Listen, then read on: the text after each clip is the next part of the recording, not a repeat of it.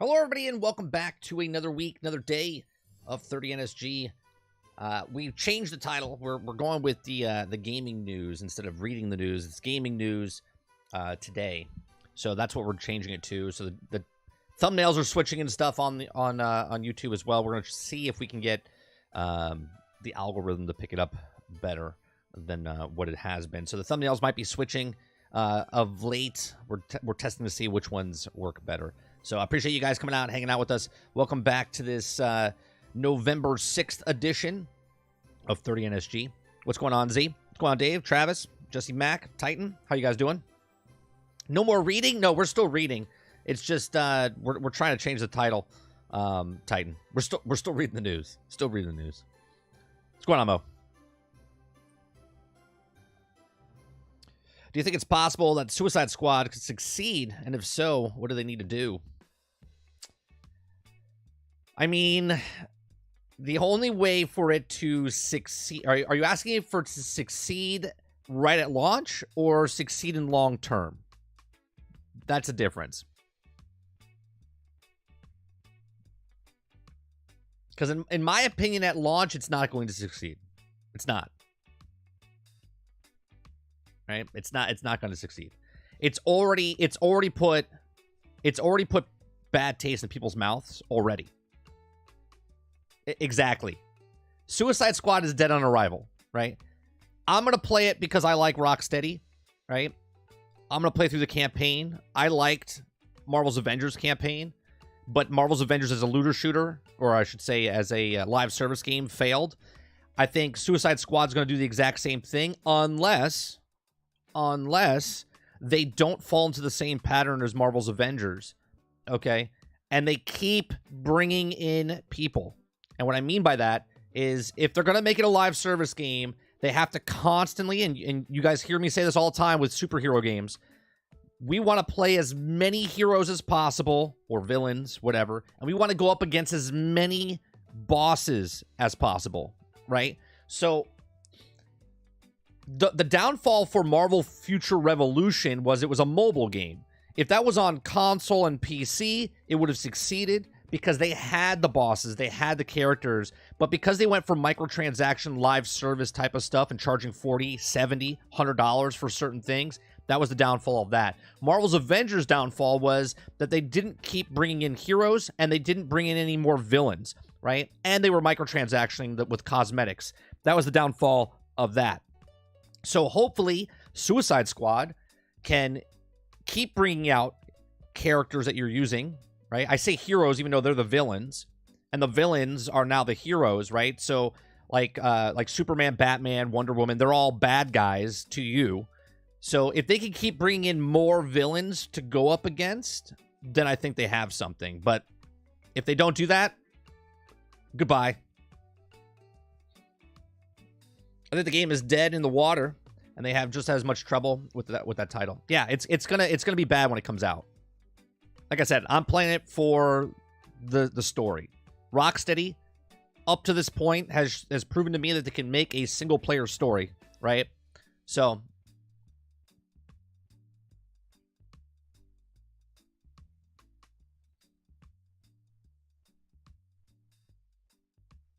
oh, is that what you were talking about? Z, you were talking about the Legend Bowl, the last episode I put up. I'm telling you, man, my special teams is what keeps us in every single game. Every single game, our special teams. I thought they changed the gameplay for Suicide Squads. Well, we don't know if they changed the gameplay. We know that they basically per se water that not everyone's going to have guns now, or not everyone's going to be using guns. You can use guns, but it's not like King Shark's going to be more of a melee character and whatnot. And hopefully they keep bringing in more characters.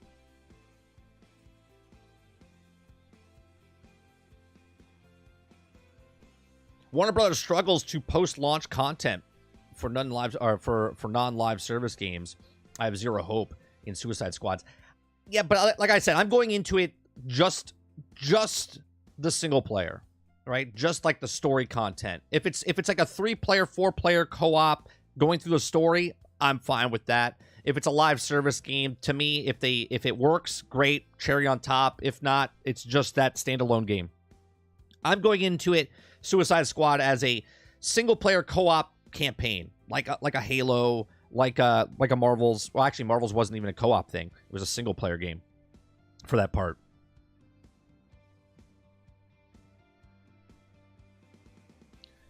Jesse Max says Suicide Squad will be getting the same treatment as Marvel's Avengers. I bet they'll be getting the route.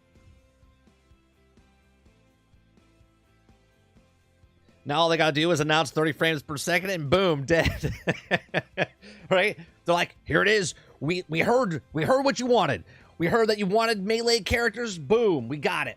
We got we're single player, non-online. Boom, got it. Oh, and we have 30 frames per second. Everyone's like, wah wah. Done.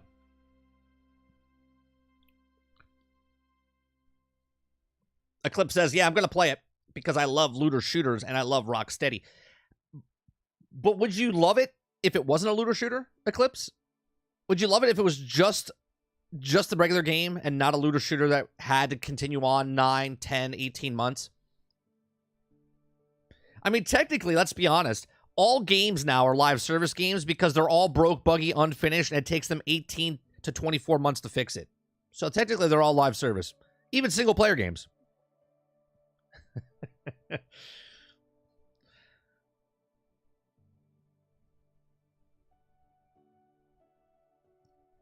Water says, I think Suicide Squads will have a good story, similar to Avengers. They don't pump out the content every month, doesn't have to put a huge content, but content nonetheless, then it's going to fail. Right. They still have guns, just the super moves won't be all gun-based. Is it all just the super moves? I thought there was going to be ways of where, at least what we read a couple of weeks ago, that the melee guys are going to, like was it Deadshot? He's going to be gun-based, but Harley Quinn and maybe King Shark will not be gun-based. I don't know. Gotham Knights was meant to have a post-launch content for its 4-player co-op game, and, well, still waiting. But the story was good, right?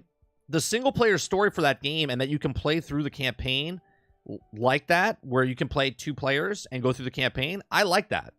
I like that. That game got a lot of crap as well, and all because of its 30 frames per second, not anything else.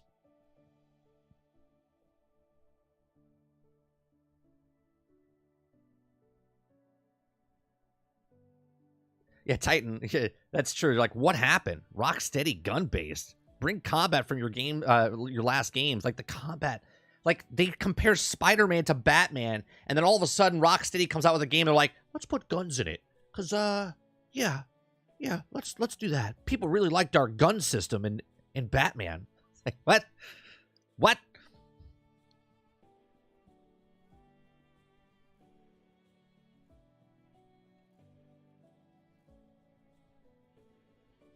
Oh yeah, if it wasn't, if it was not a looter shooter, I would like it even more. But I mean, that's what we're going to have, and they with continuous money and understand. So I believe Rocksteady more than anything. Right? I trust Rocksteady until I don't. Right? And they make really good single-player games with good stories. Now they're dabbling into the multi-co-op game, and I still think that their story will be good, and that's why I play games. I play games for the campaign, for the story, and that's why I play most of these games. Jesse Max says, I love Rocksteady, but Suicide Squads, if they had Arkham Asylum fighting style into their game, a lot better than already have. Right. Water says, I have blown calls on the... Oh, you're talking about the game. Yeah.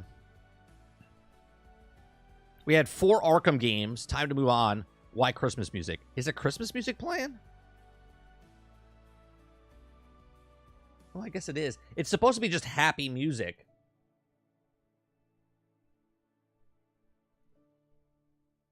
Here, we'll switch it. We'll switch it to chill. I mean, we're past Halloween.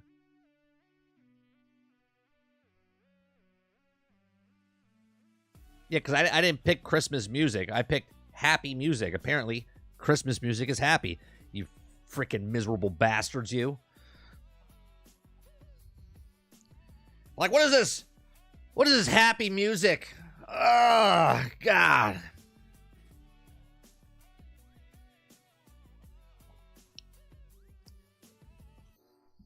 Freaking miserable bastards, all of you. All of you. What is this? What is this happening to my face? I'm smiling.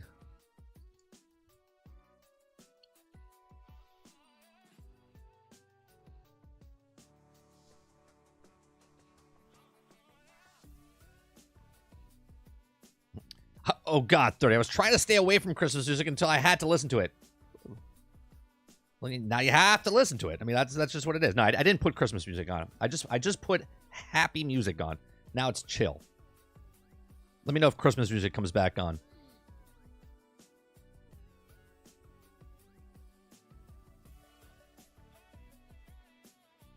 We put up tree. I didn't put up any decorations yet. I almost pulled the trigger on buying new lights this year because to decorate the house on the outside, but I haven't done it yet.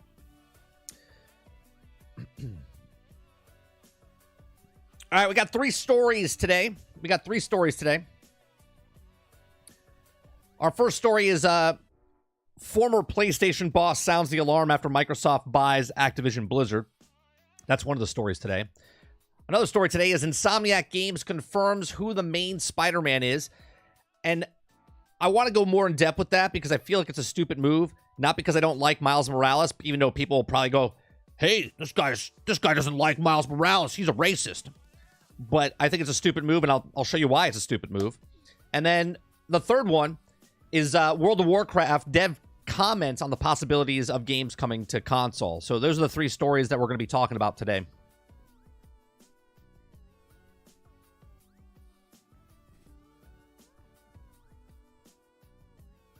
Get new lights going National Lampoon's Vacation. No, I have these older lights on there, and I don't like the way they like hang. So there's these new lights I saw that like stick to the roof type of thing, and you can like change all the colors and stuff like that. So sort of, but I'm not making it Clark Griswold's house where I'm blinding my neighbors.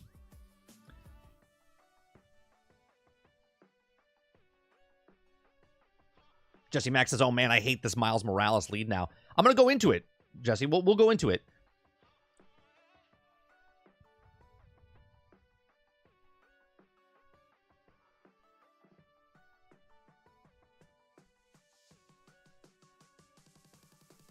We all know who the main Spider-Man is. That's right. Frank. Frank Castle. That's it. All right, so let's start with the first story.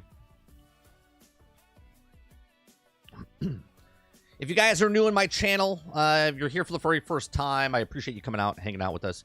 We do breakout videos of this live chat. So if you're here live, I interact with chat. We do a story. I give my thoughts and stuff, and this is a breakout video that I put up later. So if you're here live, you get to enjoy the story and the conversation afterwards. If you're watch this after the fact and you don't want to watch the entire show, I take the episodes or the breakouts that we do, put them in later, and you guys can watch those individually so you don't have to watch all the rest of the fluff. Like, for instance, for 13 minutes, we were talking about Suicide Squads, and that's not even one of the topics that we're talking about, right? So make sure you guys hit that like button for this video. And then when I post those videos, it really does help. I know you guys already saw the content, but it really helps. If you see me post it and it hits your feed, just go watch the video and click that like button because it does help out. All right.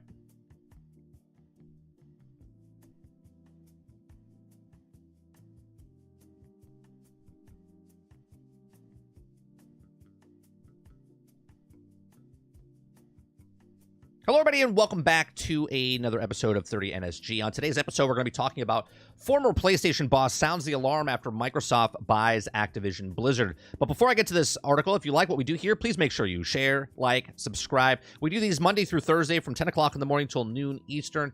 If you like what we do, like I said, you can hit that subscribe button. You can go above and beyond that and become a member as little as $5. We have a Discord, and we have lots of content on this channel. We have uploads, we have gameplay, we have live shows in the morning, and then we do a podcast to finish out the week Thursday evenings. So I appreciate you coming in and hanging out with us. All right. So, former PlayStation boss sounds the alarm after Microsoft buys Activision Blizzard.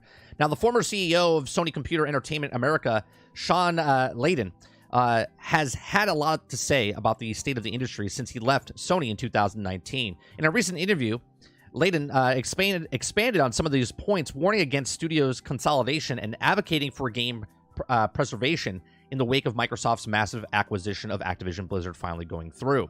In an interview, Layden says Lane's Party's podcast last week picked up Kotaku.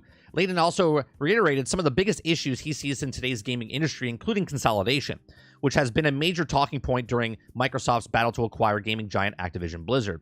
He says, quote, "My concerns around consolidation is that often impacts creativity."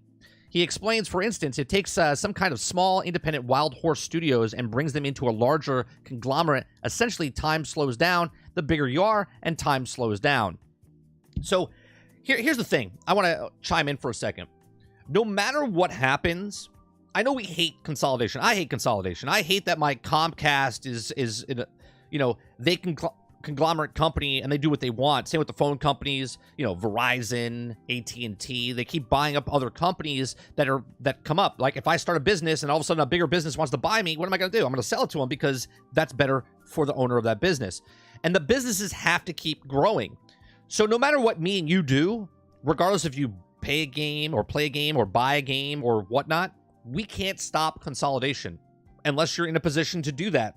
If you work for a certain company or whatnot to try to stop those things. But consolidation is going to happen regardless. You and me might not like it, but it doesn't matter because it's going to go through regardless because companies have to keep on eating, and that's the only way companies grow. They have to eat smaller companies and then keep getting bigger and bigger. As long as that number keeps going up, they're going to keep doing it. So he says, Layden says, the practice can be positive in cases where smaller studios otherwise would have shut down. He's still concerned about the impact on the consolidation on the industry as a whole. He says, I'm just concerned about what it does to creativity urges inside the studios. It can also keep that sort of independent creativity alive, or do they just get absorbed into a larger whole? I mean, yes. The answer is yes. He elaborates, time will tell. But it's a bit concerning when you go from hundreds of voices to dozens of voices, you lose some voices. Yeah, but the voices get louder, right? The bigger companies have a bigger voice. So also is concerned about the lack of variety in today's games. With many big AAA studio tendency towards a game genre and formats, if we continue to do this around 4 or 5 genres, we won't get any new players because those who have already said that they're not interested in your games, he says, don't kid yourself. That's someone who said no to Call of Duty, like myself. I'm done with Call of Duty. For the last 15 years, is not going to suddenly say yes to Call of Duty. I agree with that, right? I might give it a shot because it's on Game Pass, but I'm not buying a $70 game. And at the same, what he's saying is that, and I've said this all the time, like Battlefield should stay as Battlefield. But if Battlefield starts to become like Call of Duty, and it starts to become like Apex Legends, which starts to become Fortnite, and they all have battle royales and they all have extractions, then none of them feel different. They all feel the same. And they're not trying to grab certain people. They're just trying to throw their hat in the ring to try to see what sticks, which loses its identity, right? That's what AAA companies do now. The former PlayStation boss also spoke on the topic game of preservation. He says he would like to see more people in the industry thinking about preserving older games for future generations. This is also isn't thrown away stuff like we're making here, he says. This is stuff that should be around for a long time because of future generations will enjoy the same way, and we have it's criminal that what we're doing and not doing more to protect it. And I agree with this. This is why I also believe like emulation and stuff like that, right? Where people are selling like Atari systems with 200 games. Meanwhile, I can go into my browser and do it. And same with Nintendo games, right? I think there needs to be a point where companies, instead of worrying about their old IPs and then keep remaking them, they need to leave them be, but have them where they're backwards compatibility, where they can play them again. Stop remaking older games and just make new games moving forward, but preserve the games that you have in your pipeline, right? All the IPs that you had. Like, I really don't want a Pitfall game, right? I don't want a Pitfall game. I don't want a remastered Pitfall game. We talked about this a couple of weeks ago or a couple months ago, right? But I would like to see Pitfall survive where I can play Pitfall. where, yeah, I don't have a box to put it back in, but if they can move that game and put it as a backwards compatibility and play it as it was, that would be cool, right? So preserving games is another thing that they need to do in this industry. They need to protect the games. Let me give you my thoughts here. So overall, consolidation is going to happen regardless. And this former PlayStation executive, I mean, obviously, he stopped it from happening before when he was in office or when he was the CEO. And now that he's gone, it happened under Jim Ryan's belt. And I would think that was one of the reasons that Jim Ryan is no longer with PlayStation. But here's the thing. Now that Microsoft has bought Activision Blizzard King, okay, and that was like the standard, that got passed. Now all these other companies, why didn't Apple say anything? Why didn't Google say anything? Why didn't Amazon say anything? Why didn't anyone else say anything? Well, because that gets passed, now anybody can grab anybody else, and there shouldn't be any questions asked whatsoever because they're smaller time entities rather than what Activision Blizzard King was. So this was a thing that was going to go through. I said it from the very beginning. I said it's going to go through. It's not going to get broken up. They're not going to break down Activision and sell to other companies to make it fair. That's not what businesses do. What businesses do is keep eating and growing and then make a standard for everybody else. And now everybody else can go around and start buying other acquisitions up and whatnot. So does this make less creativity? Sure. If it's consolidating, as far as if Microsoft buys up 10 companies, then those 10 companies are going to be consolidated with that company. But if Sony also, there's still 3 major outlets, right? And soon to be more, right? There's still PlayStation, Nintendo, and Microsoft. And then there's still Apple, Google, and Epic's in there as well, right? Epic, Google, Amazon, Apple. So you have another 4 players ready to come into the game that want to make their own stuff or try to make the metaverse or whatever it is. Unless there's only 2 companies left, consolidation is not a problem here for you and me. But in the bigger scheme of things, you're like, I don't like consolidation. Tough shit. It's going to happen regardless if you and me try to stop it, because you can't stop it. The train's full locomotion going forward, and you're not going to stop the consolidation that's happening. They're all going to work together in the industry and make it what they want to make it. If that's cloud gaming, if that's digital, if that's whatever they're doing in the future, if that's implanting it into your skull, doesn't matter. It's going to happen. These are just my thoughts. Let me know yours in the comment section down below. What do you think about consolidation? Can you stop it? Do you think you can stop it? How would you like to stop it? Put it in the comment section down below. Please make sure you share, like, and subscribe, and I'll see you guys on the next one. Thanks for watching.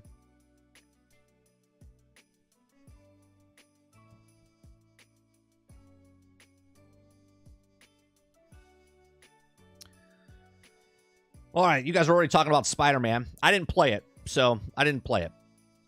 The reason I think it's a bad idea, and which we'll go over in a little bit, is because of sales. Money. Travis says companies consume and move on. That's why they compared to sharks. That's right. Sarge, what's going on, Sarge? Guys, thanks. You're still making video games. Travis says, I know I'm hanging up. I might hang up, but why do you feel the need to tell, hey, DLC, when it's like, hi, I know I have DLC. I'm doing side quests.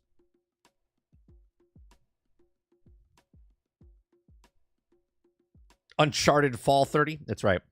I don't want to play the same games over and over. I get that people didn't get to play the way I look at it, right? My son wasn't alive when Back to the Future came out, right? But I can go back and play Back to the Future for him, right? I don't need a new Back to the Future so the new generation can see Back to the Future in the modern day, right? Just go watch the old, right? We preserve films. We preserve recordings of records. We preserve, like, documents and stuff like that, but we don't preserve video games. Video games, we just kind of like, whatever, we're just going to remake it. We're going to redo it. Why? Because developers, and I don't want to say developers. Let me rephrase that. Companies, development companies want to make easy money. And they know the IP is sold in the past, so they're going to remake it in the future so they can make it, make that extra money. Okay? I don't want to say devs, because devs are just the worker ants, right?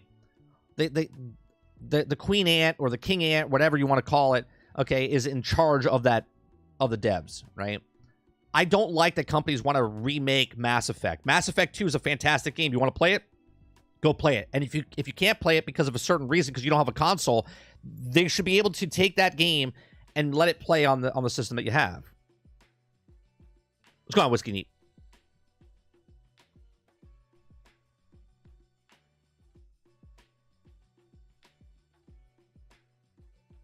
What's going on, boss? Boss says, I'm going to laugh my ass off if Microsoft now has 52 studios making shit games.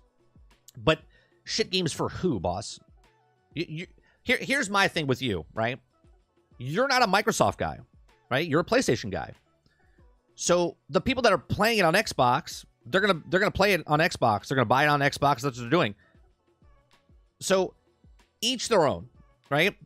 People watch shitty movies and like them. People play shitty games and like them. People watch shitty or listen to or read shitty books, but they sell them. So each their own. You think that would already be a thing? Disney buys everything and no one bats an eye. Right. Well, there's something going on with Disney recently. I don't know if you watch the rumors and stuff about Disney. That's a whole thing coming. We'll see if it's true in a couple of weeks. They're about to get supposedly a hostile takeover.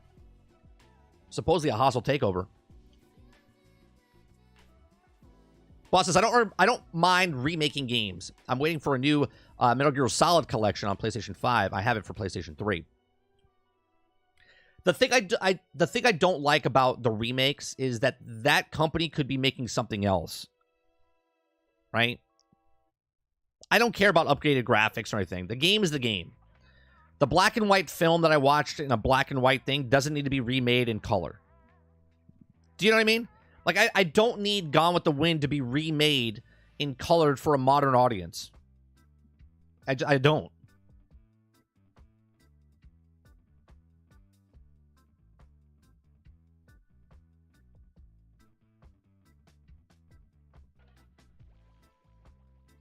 Travis says, cuz video games, despite being a huge, still seen as a kiddie hobby, had a guy yesterday tell me that game story has ever been as good as worse as a movie. What do you mean by that, Travis? Tell me no game story has ever been, as good as the worst movie. Oh, for God's sake. That person doesn't play video games.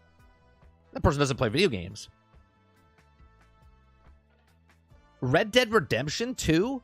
Hell, even 1 has great story. Mass Effect 2, fantastic story. That man does not know what he's talking about, Travis. Titan says, remaking media bring a lot of money in the marketing money, so a lot of the people will know the brand and consume it. E.g. Dune movie brings bigger and newer audience. Chris says, consolidation can have benefits. YouTube has shit pre-Google, and they had rampant copyright violations, and they didn't know to prevent, and they couldn't scale with a dam. Then they weren't profitable. Right, but Chris, either way, consolidation, if you like it or not, is going to happen, right? How can we, as consumers, stop consolidation of a conglomerate company? Unless I work for the FTC and I'm really good at my job, or the CMA, to stop things from going through. Doesn't matter what we think. Ron says, I like Morbius, even though everyone says it's a shitty movie. Well, here it is, Ron. You're allowed to like shitty things, right? I like shitty things all the time, right? I played Marvel's Avengers. In the grand scheme of things, Marvel's Avengers, the video game, was a shitty game, okay? I know it's a shitty game, but I still liked it. As long as you can admit to yourself that even if you like something that's bad or not as popular as someone else, as long as you're not trying to make it, well, it's the greatest game ever created or the greatest movie ever created. As long as you're not trying to sell it like that and you know, it's a bad movie, but I liked it, that's okay. But for someone to come in and be like, dude, that movie is great, I don't know what you're talking about. Like, you're trying to sell it to yourself even though the masses didn't like it.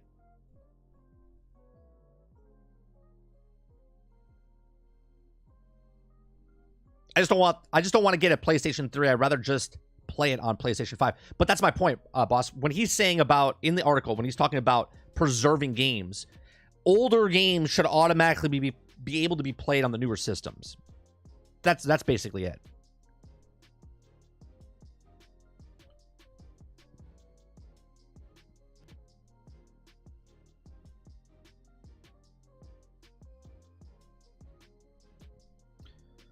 Point is, a non-gamers is seen as just a kiddie hobby. They don't look at it as from a storytelling standpoint. I guess you could do that with anything, though, right, Travis?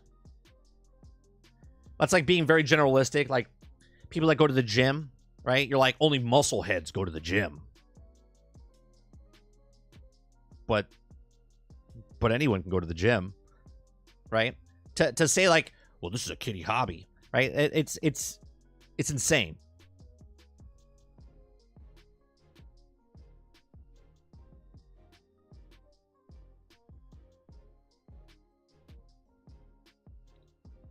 It can't be stopped. It's really not possible to stop consolidation unless it's abandoned capitalism, and that's a bad idea, right, Travis?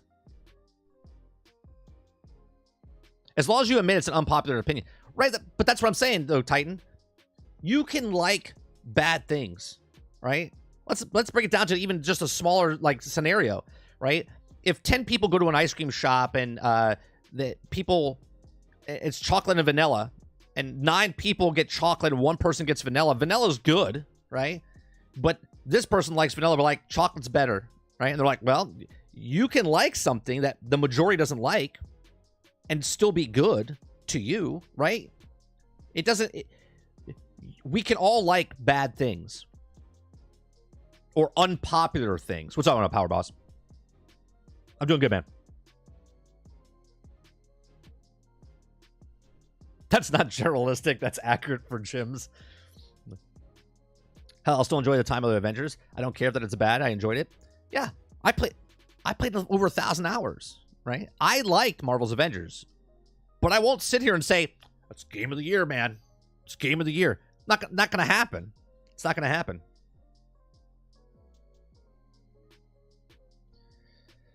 Well, not everyone, Ron. I also like mint chocolate chip. So if everyone doesn't like it, I'm with you. I like it.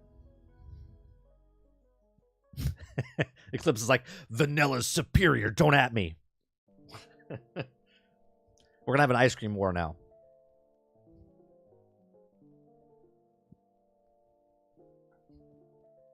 Now that I don't play music professionally, it's just a kid's hobby. That's right. Is Spider-Man 2 still a topic for Game of the Year? I don't know. We're not really talking about that right now, Power Boss. I would assume it is. It's getting really good reviews and people really like it. I would think it would be in contention for Game of the Year.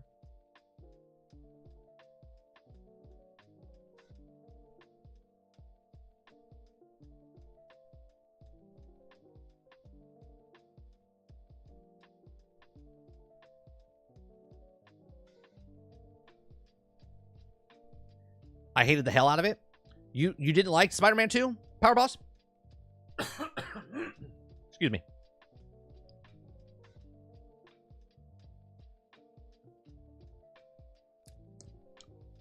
I didn't play it, so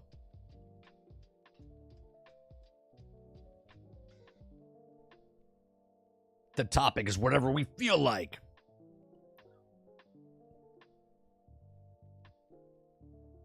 I'm seeing more praise for Alan Wake 2 than Spider-Man. YouTube is like, we can't figure out this guy out, 30. He's just smiling.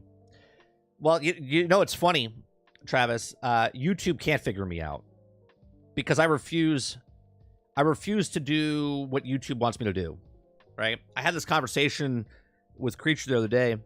I'm playing ball now, right? I'm playing ball with the way it wants me to title things and do uploads and whatnot. But it doesn't know where to put me. I told Sarge the other day to take one of my titles and put it into YouTube and see what happens. And my video didn't pop up. The exact title that I had, put it into YouTube and it didn't pop up. And I was just like, how's that possible? Right? And it's really pissing me off because even when you do the filters and whatnot and say like today, released today, it showed someone that had like posted it like 12 hours ago, and then it showed 2 days ago, and mine wasn't in there, and it's really pissing me off.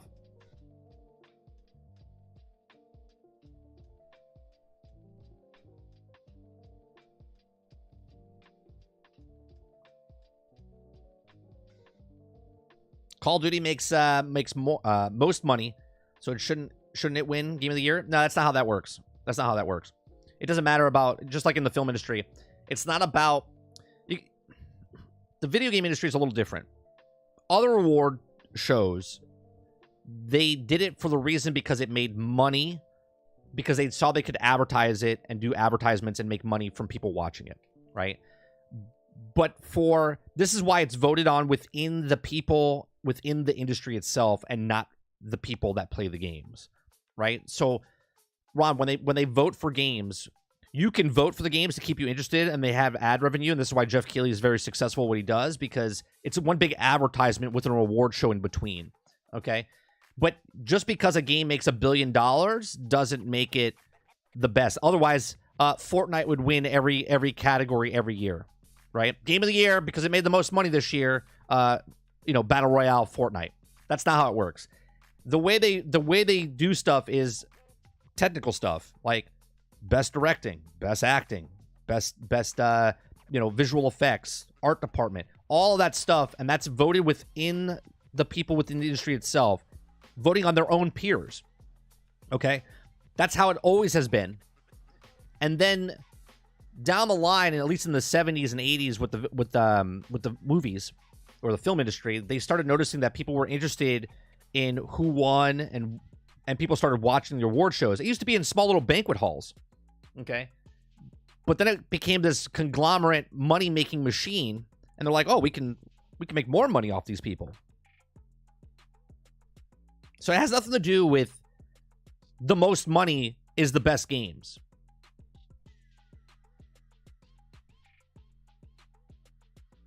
Yeah, your titles aren't clickbait enough. That's right. That's right. I do that with DFS channel. Mind you, I'm just started, but yes, exactly. Leonard titles have wife and friends. Type it in, and it doesn't show up in the top 20 videos. Yeah, it's infuriating. Silent. What's going on, Wreckers? Did you see the fanboys try to review bomb it? They bombed on the 2011 Xbox 360 version. For what? For Spiderman?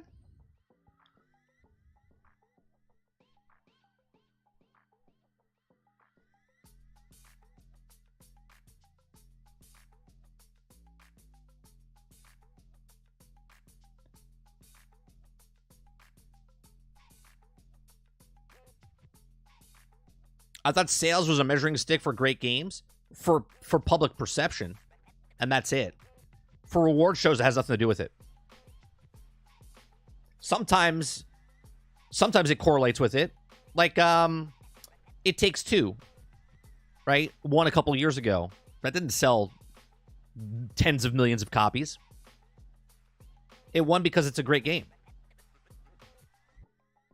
I did not watch BlizzCon. I watched about maybe 15, 20 minutes of the opening ceremony. I saw Phil Spencer come out. I saw someone talk about one of the new Overwatch characters, and I was like, yeah, I'm done. I'm good.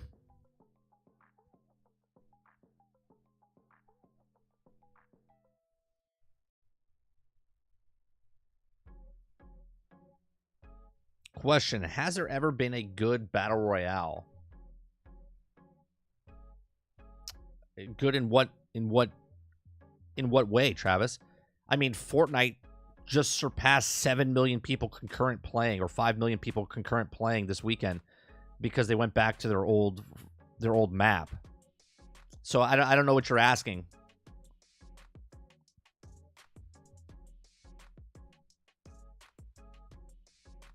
If Call of Duty won Game of the Year, I wouldn't even watch the Game Awards ever again.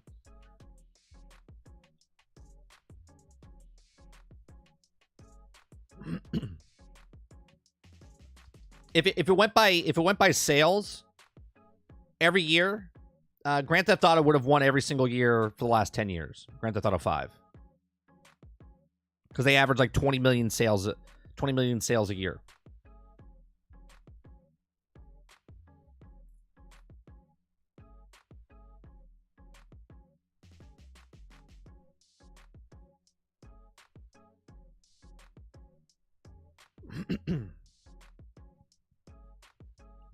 I think League does more. League does more what? Sales?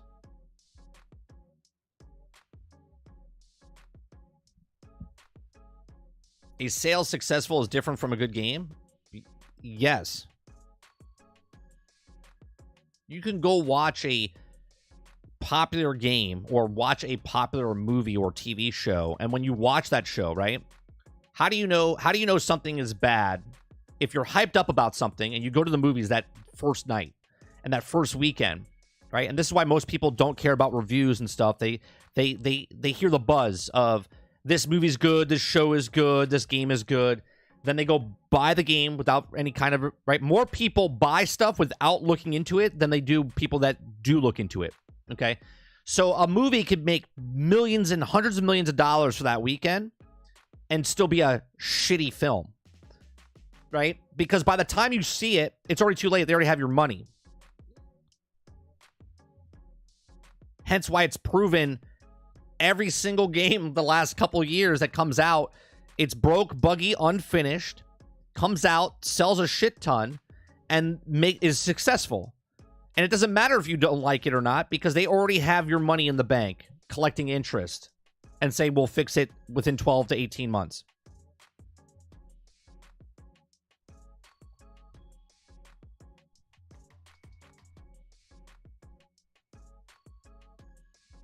Travis says, reviews are starting point, nothing more. 30, you think Starfield will make Game of the Year contender list? I do. Because, again, it's not based on me and you. It's not based on me and you.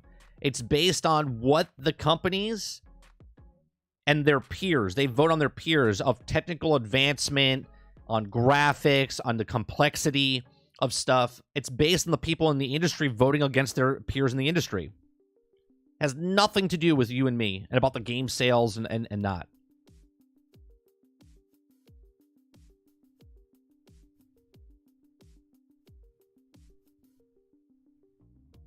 So 20 million COD players are playing a crappy game.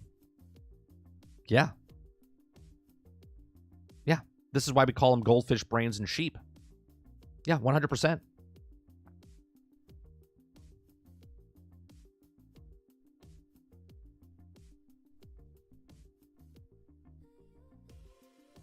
$5 million people after the fact that Cyberpunk came out and it was broken, buggy on consoles, bought on consoles, and then later bitched about that it didn't work on their console.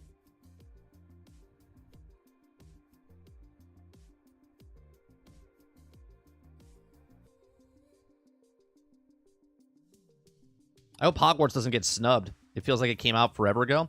I think it will make the list, but we'll see.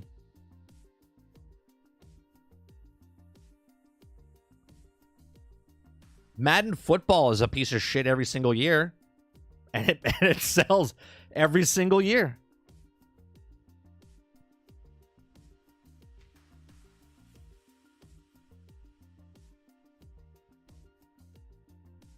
Microsoft spent $69 billion on a crappy franchise? No, they spent $69 billion on a mobile market. Call of Duty has nothing to do with the sale from Activision.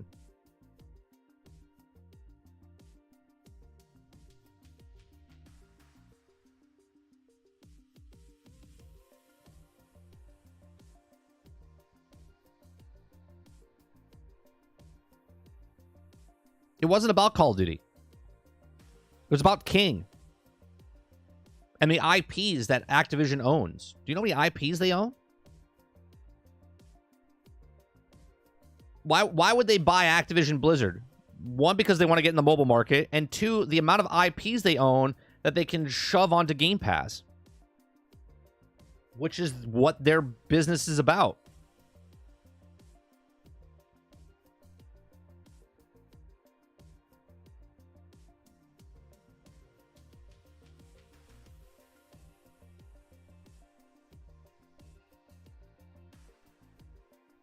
It's a lawsuit developer.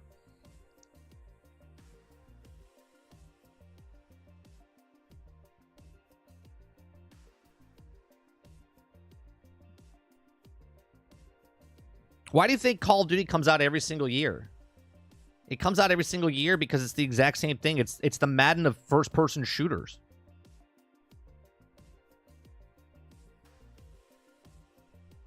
And you don't hear Activision Blizzard saying it's too hard to continuously make a game, right? Like, unlike Bungie.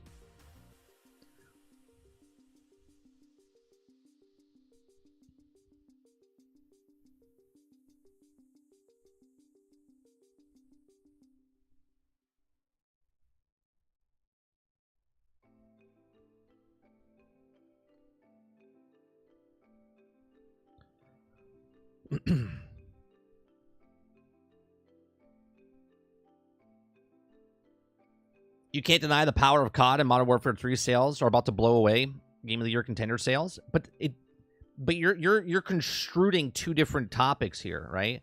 What Call of Duty does for money has nothing to do with the quality games that COD will not be in the Game of the Year contenders. And it doesn't matter that the numbers, right? Independent games get nominated for, like, Stray was in there, right? What did Stray sell? What did the Cat games sell?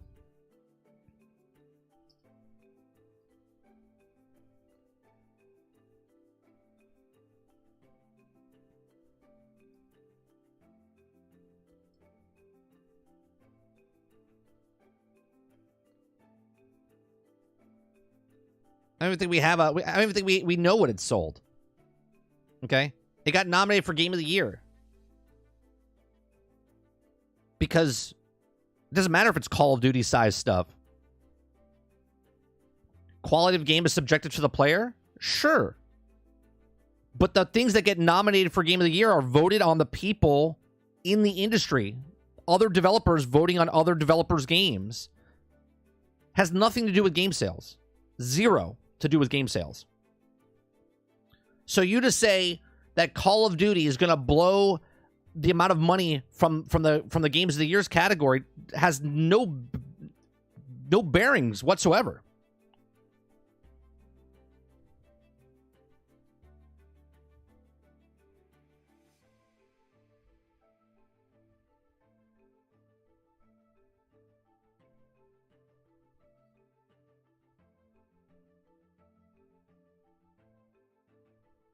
Was Forbidden West this year or last? I think it was last.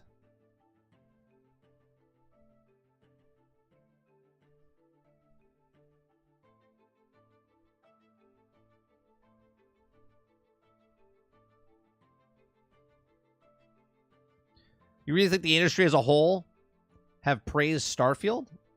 How have you heard? No, it's not. There's a difference, L, between the articles that you see, right? The articles that you see of Starfield's buggy, glitchy, it's too bloated, Spider-Man's got glitchy messes, or this. That has nothing to do with the people that are in voting for the industry. It has nothing, right? The people that vote for best film of the year are people that are in the union. They're fellow developers. Their fellow creators in the industry vote what they think is the best game, voting amongst themselves. And then 10% is from the fans for the fan votes. That's it. What you and me think about what game is the best based on what you like or sales has nothing to do which gets nominated. Zero. You're like a little minute thing, so you feel like you have some change, but the industry itself is voting on the games of their fellow peers in the industry.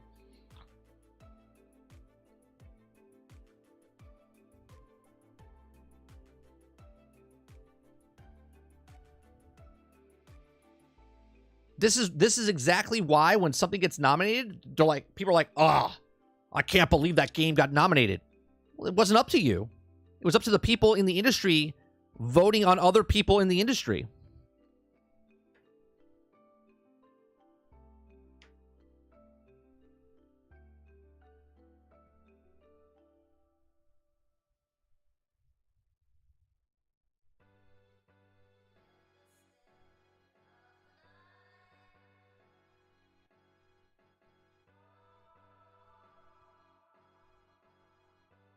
If any of those three get nominated, I'm quitting gaming. Which ones, Travis?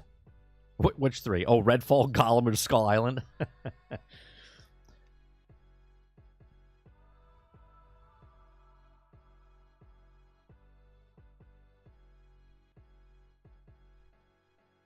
How do you know if it's good praise? How do I know? How do I know what is good praise?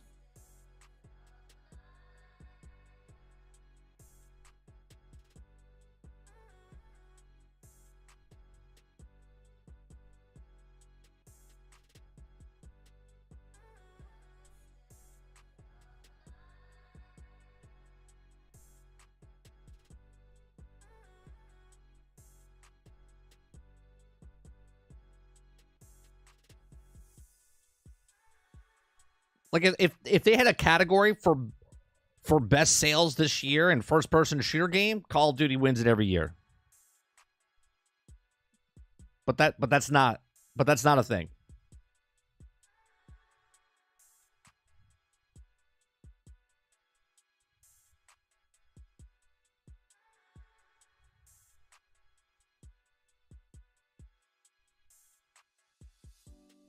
This is the first year I'm not buying COD and holding off on it. It's become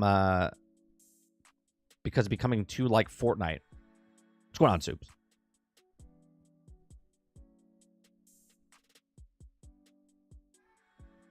My thing is I haven't played Call of Duty. Well, I played it, but I haven't bought a Call of Duty since, was it 2009 or 2011? When was Modern Warfare 2, the first one that came out? It was 2009.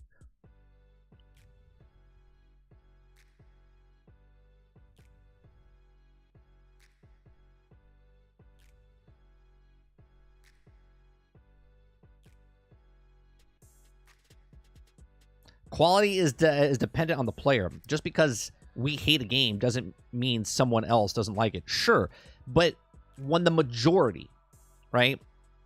When the majority of the population decides that this game is bad, then the persona of that game is bad, regardless if you like it or not, right? And you can like a bad game.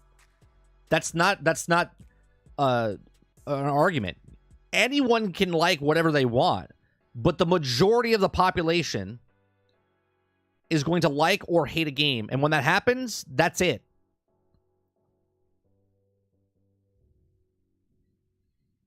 Super says, I still see people playing Black Ops and Cold War, and the new ones are out, but maybe it's because they couldn't afford or gave up on buying this every year.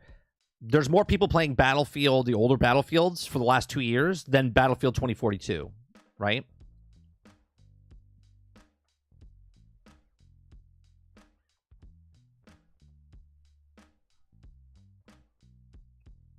They're buying it into the whole Modern Warfare 3 is nothing but a DLC hype BS from fanboys over the four score for the campaign. Sure, but all the circles that we run in, like if you're in a YouTube channel right now listening to news, listening to content creators, and then you're probably follow the same people on Twitter, and those people, it's like an echo chamber. It's an echo chamber. So if you watch or read IGN, or if you go to other content creators that follow all the same stuff, you're going to hear the same stuff. So it makes it sound like it's bigger and more of a problem than it is.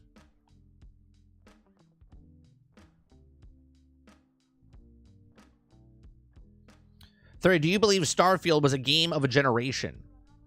I mean, I wouldn't say it's a game of a generation, but it's a good game.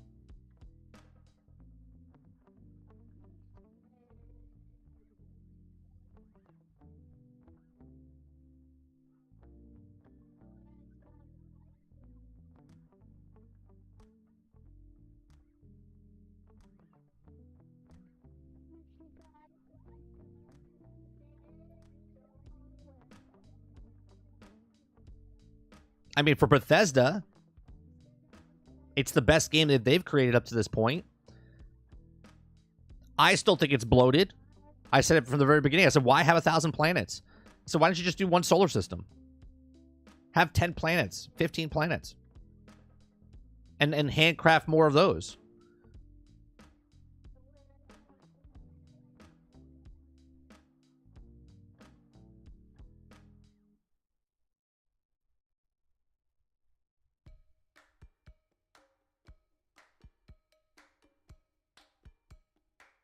All right, let's go to topic number 2 here. I'm sure this will get someone rowdy.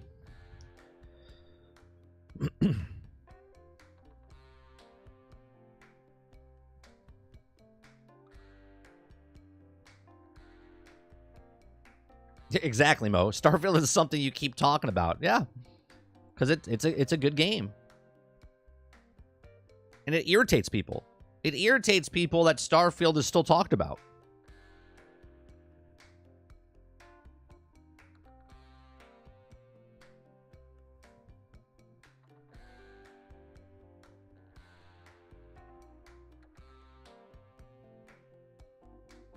We will be talking about Starfield for years.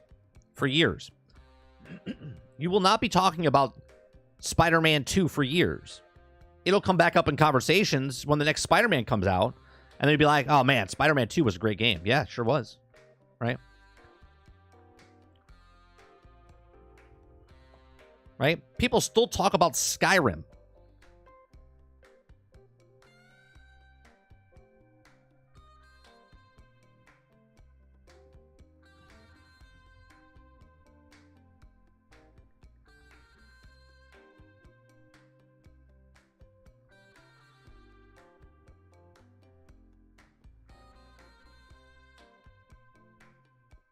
Starfield is more underwhelming than Skyrim or Fallout 4 at launch, in my opinion.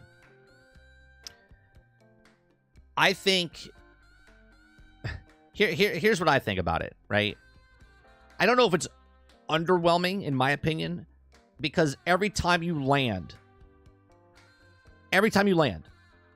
right? And this is why I think they've taken what they've learned in the past and they've made it better. And what they can do in the future, who knows, right?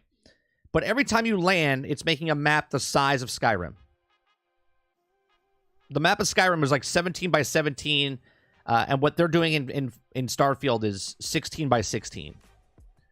Every time you land on a planet, if it's in a handcrafted area or if it's in a random spot, it's the size of Skyrim. So Skyrim is Skyrim.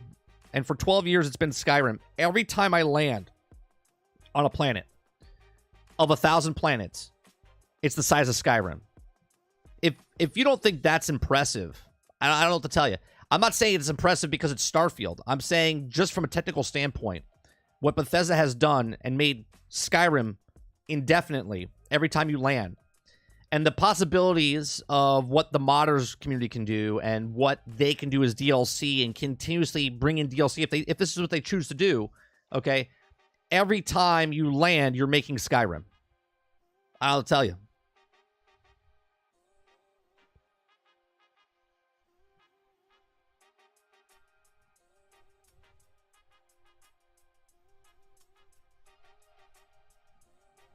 I'm generally asking this, but how can people complain Ubisoft is samey but overlook it for Bethesda? I'm not mad, I just don't get it. Here's the difference. Ubisoft comes out with the same game every year, Travis, where Bethesda comes out with the same game every 5 to 7. Right? When you can see the same thing happening every game that comes out every single year, you kind of notice it.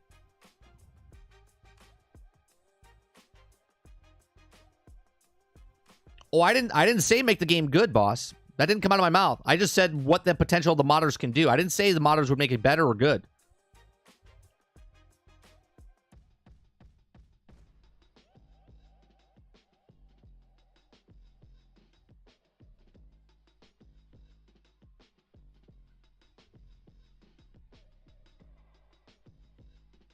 Okay, I got you. Samey is about the absence makes the heart grow fonder in the scenario. Yeah, because if I look, this is why Call of Duty's boring. This is why Madden's boring. This is why when you see the same stuff over and over every year, right?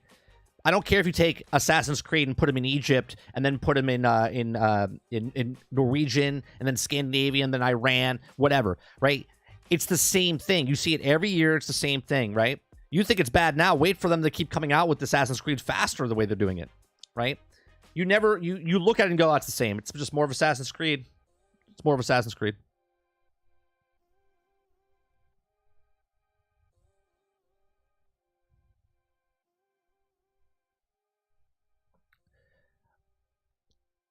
No, I'm sorry. I've been calling boss that for years. So Power Boss, when you come in, I'll say Power Boss.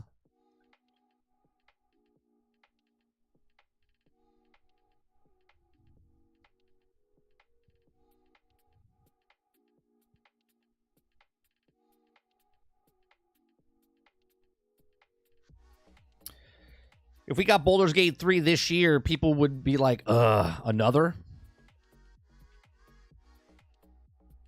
Oh, got another's Baldur's Gate, right. Isn't more of something good or a good thing? I think too much of anything is bad, right? You can eat pizza, but if you eat too much pizza, you're like, I'm tired of pizza, right? You like a soda, but if you drink too much soda, you're like, I'm tired of soda. If you watch a movie, right, and you watch all of a sudden the whole trilogy of something or anthology of something, you're like, all right, I'm good.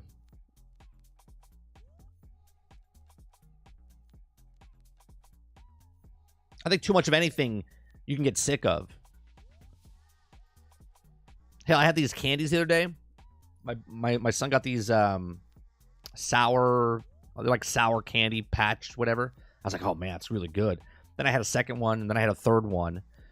And then when I got to my fourth one, I was just like, all right, I'm kind of done with this.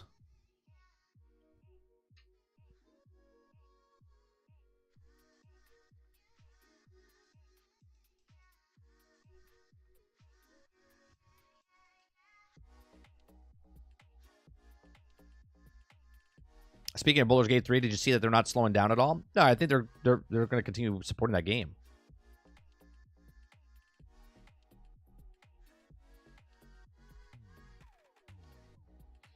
Then we should not make sequels to movies or games then? No, you should. You shouldn't just make it as fast as they do. Another example. Star Wars came out, and then, 20 years later? Because it came out in, 77, 80, and 82, or 83. And then it didn't come back until 99, right? And then that was popular, right? And then same with the other Star Wars movies that came out, 7, 8, and 9. But they also had Solo, Rogue One, what was the other one in there, right? Then they have the TV shows, right? And they just keep coming out too much. Look at what happened to Marvel. In the beginning, Marvel started off, and there was like 2 movies a year. Then it was like 3 to 5. And then they just kept ramping it up. And then after that phase, right? After the end game, now there's TV show after TV show after TV show plus movies. Right? You got well over one. You're like, this is too much. It's too much. Too much of anything is bad. It shouldn't be that they shouldn't make sequels. They should just slow down on making the stuff. They didn't make Back to the Future 1 and 2 back to back, where it released year after year. It was like 6, 8 years in between.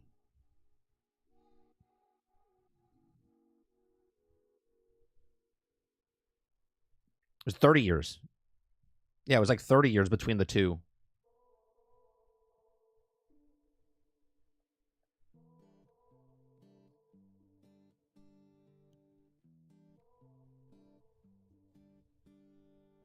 I don't know where this life will take me.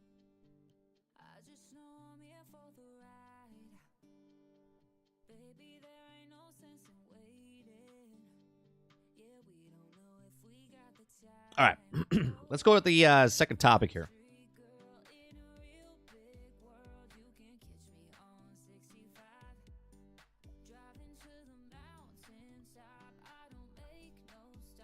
Can I shut this music off for a second? Hello, everybody, and welcome back to another episode of 30NSG. On today's episode, we're going to be talking about Insomniac Games confirms who's the main Spider-Man is going forward. Before I get to this article, if you like what we do here, please make sure you share, like, subscribe. We do these Monday through Thursday from 10 o'clock in the morning to about noon Eastern. So if you're watching this after the fact, maybe we're live right now talking about another conversation. But we talk to live chat. So again, hit that subscribe button. If you'd like to go above and beyond that, you become a member as little as $5. We do lots of different content on this. We do uploads. We do live gameplay. We do podcasts. And we do a live show, like I said. So make sure you come on by and hang out with us. All right, so Insomniac Games confirms who is the main Spider-Man is. Now, this article comes from The Gamer. Insomniac Games has clarified who the main Spider-Man is in the universe is following the events of Spider-Man 2. So Insomniac Games has confirmed which of the two Spider-Men is the main Spidey moving forward following the events of the end of Spider-Man 2. As is the case with most Marvel properties nowadays, the ending of Spider-Man 2 sets up many things in the future. I haven't seen it.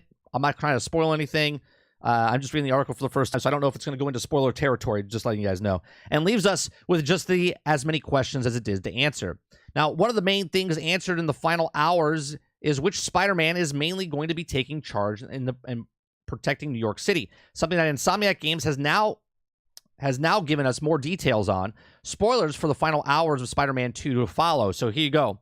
They're going to say some spoilers, so if you're watching this live, you don't want to hear the spoilers because maybe you haven't beat the game yet or whatnot.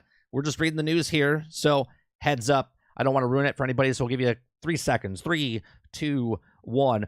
After struggling with the identity because of the symbiote influence, most of the game, Spider-Man 2 ends with Peter Parker taking a step back from the mask and focusing on building up Emily May's foundation. This leaves Miles Morales as New York's only Spider-Man for a while, which is confirmed as he swings off and saves the day while Peter remains in the house of MJ. Now, although this was pretty concrete ending that made it fairly clear that Peter Parker was going to be taking a back seat and finally getting on with one of his own life's potential future Spider-Man games. Spider-Man 2's narrative director, Ben Arfman, has advanced writer Brittany Morris have expanded on the ending more in the recent interview with Gizmodo. Now, when we asked, the team always knew that we always wanted to have Miles become the main Spider-Man at the end of the game. Morris confirmed that it is now he's been viewed saying it always felt very natural, and I think it's always collective thought it would happen. To me, it shows a great deal of evolution for Miles at the beginning of the game, and we see him struggling to figure out what he wants to do with his life. By the end, we had Miles carrying out the burden of saving the city and also carrying Pete, and Pete wasn't strong enough to carry himself in various points. That being said, just because Miles is being considered the main Spider-Man going forward, that doesn't mean that Peter Parker isn't ever going to suit up again and suddenly ditch his responsibilities. His conversations make it clear that he's taking a break for a moment and sort of his own life out, but it's likely ditching it into suit entirely.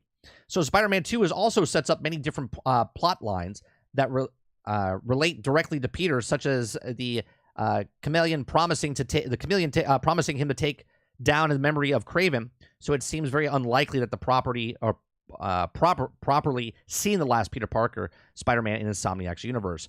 So here's the thing, right? Hot take. I know this is interesting here, right? So I like Miles Morales, right? So I've seen the movies. I think he's interesting. I've never read the comics, okay? Now, we do know that Miles Morales was made because when President Obama was in office, they're like, oh, this would be good, and they made Miles Morales. This is facts about why they made Miles Morales. I think also they also want someone else other than Spider-Man, right? Because Spider-Man in the Marvel realm, they sold off Spider-Man to Sony. So Sony owns Spider-Man, and they had to come up with another Spider-Man, right? So they had this other one, which is now the main one in Insomniac going forward. I think this is a bad decision, not because what everyone thinks is because, well, it's because he's black and that's why you don't like him. No, that's not why I think it's a bad idea. Why I think it's a bad idea is Spider-Man is one of the most well-known superheroes in the world, right? This is why every single film, okay, that he's ever been in has grossed over $600-700 million, up to $2 billion almost, because that's how popular Spider-Man is. He is the most popular Marvel superhero ever, okay? Now you bring in Miles Morales.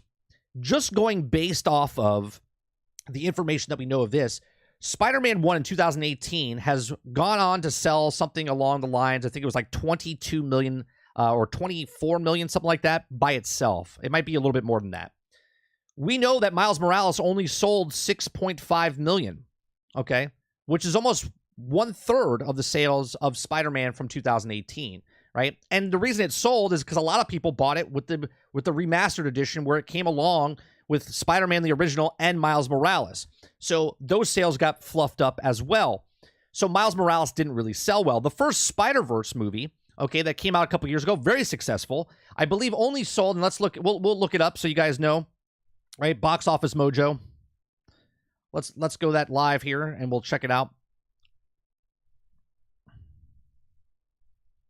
What was it called? Into the Spider-Verse?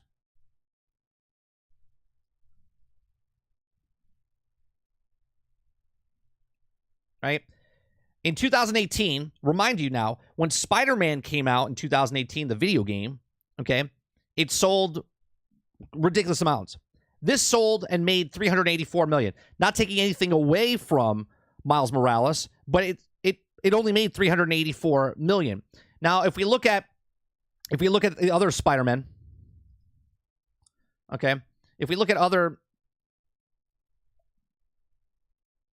let's open up Spider-Man, Amazing Spider-Man 2, Spider-Man 3, Spider-Man 2 down here, Spider-Man Far From Home, Homecoming, No Way Home, and then we'll do Spider-Verse, Into the Spider-Verse, which came out this past year, right? So let's look at these numbers, right?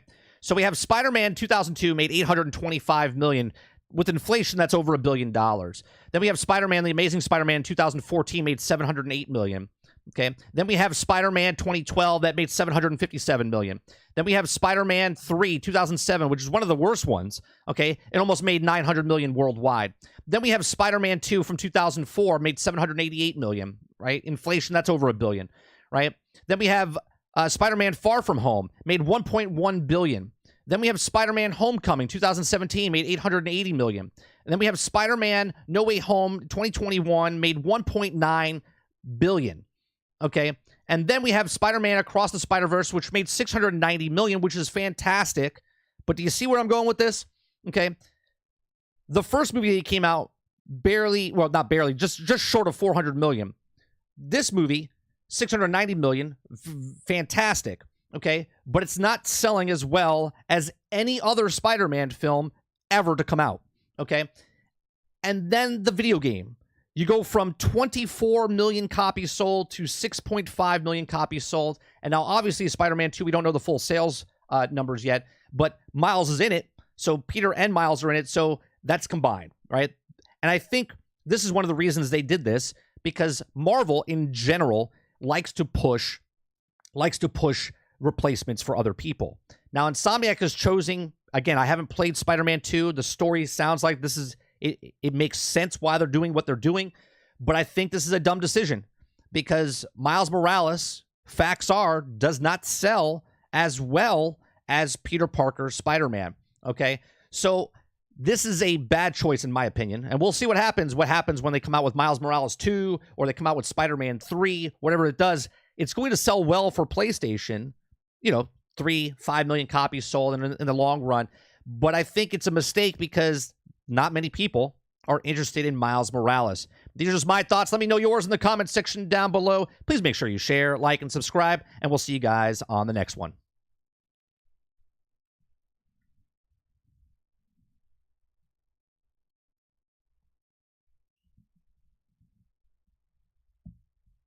All right.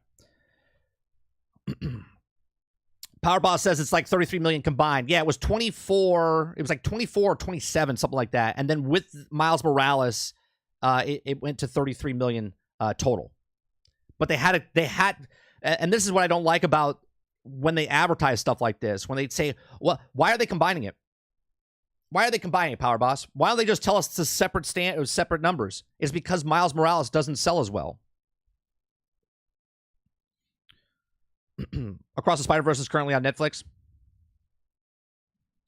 Yeah, Peter fans versus new generation like Miles Morales will fight for who's the main lead character is. The bad business around the fandom after this.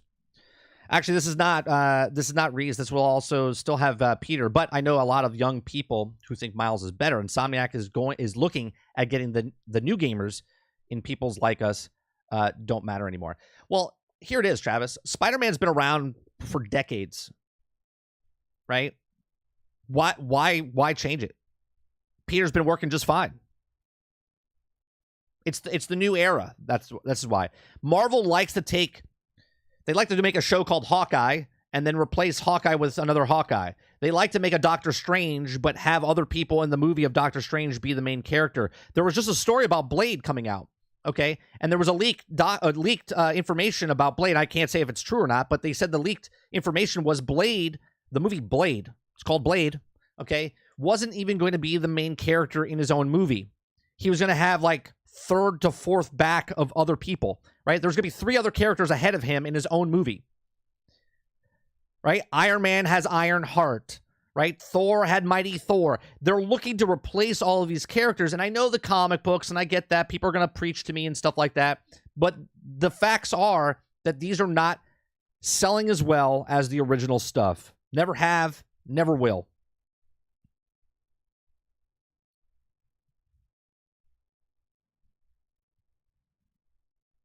Yeah, Peter fans in the next generation already read that.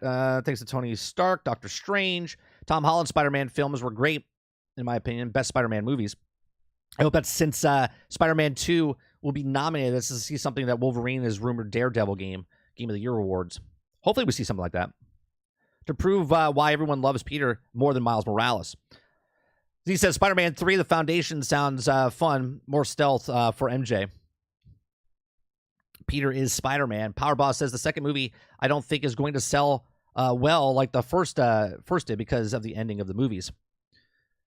Miles is cool and all, but Peter is better. But the Pandaverse 30. This is because Peter is Spider-Man. Not two younger people, and it's also who they care about, boss. Right? It's not to the younger people. It's who they care about, boss. Okay. Good example of good critically reviewed movies doesn't not have good money. Where's Ron? Right. Yeah. There's proven right there, right? Skipping Spider-Man 2, given that they have seen MJ looking like Rocky Dennis. Rocky Dennis doesn't help. Spider-Man 3, play all the side characters and never play as Peter or Miles. That's the pitch. What about if we make a side game of MJ? It'll be like Splinter Cell, but with MJ.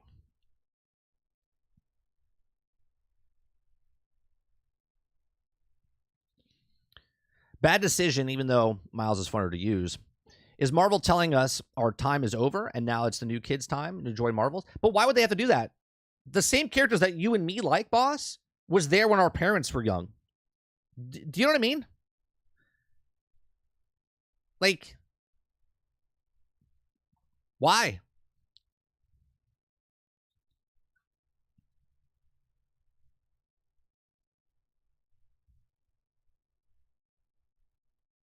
Can we get a decent Punisher and Spawn game? Oh, I would love a good Spawn game and Punisher. We joked about this the other day or a couple weeks ago. We said just give a mod for Grand Theft Auto and be the Punisher and just go around the city. Because they're interested in bringing in the young people who like Miles and not looking at who likes now and we're looking at 5 games down the road. Yeah, but that's a pretty far-fetched thing to look at. You can see what's happening to the movies right now.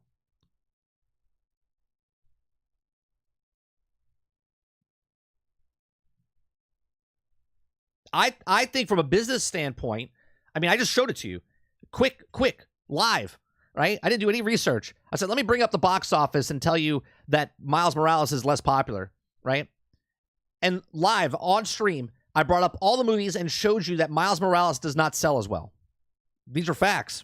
These are facts. So for Insomniac to double down now and say, well, we're going with Miles Morales, that's going to be a real kick in the nuts for them when they find out that they're not going to sell as many games, which was already proven because they didn't sell that many games for Miles Morales. But we'll see. We'll see.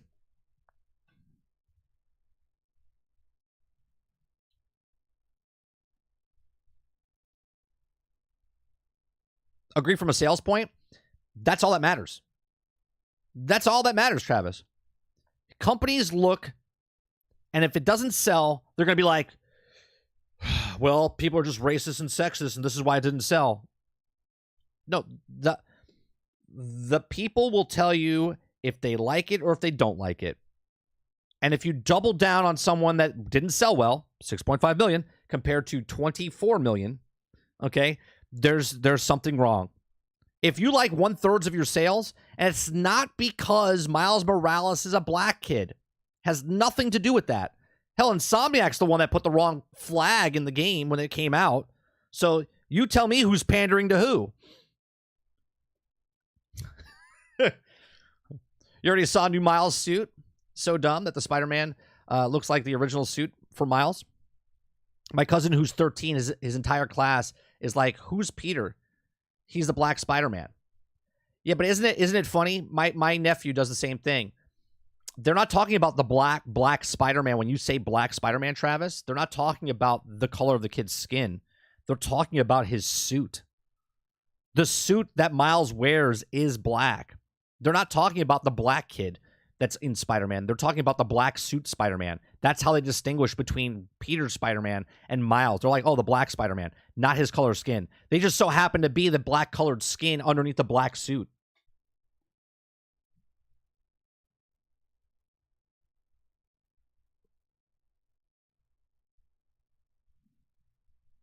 But when Insomniac devs came out and said, we wanted MJ in Spider-Man game to prove you didn't need superpowers to be a hero and you don't care what you think, this is a big red flag to me.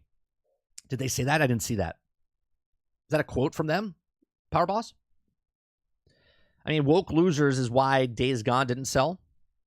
Dave Rose says, kind of hard to compare the live action animated because of all the Miles Morales have been animated and some of the adults won't go see the cartoon movie. Well, no, Rose, the reason that Miles Morales is a cartoon and not a live action is because they can't make a live action unless Sony has it. Because they have the rights to Spider-Man. They're allowed to make cartoon animations of it.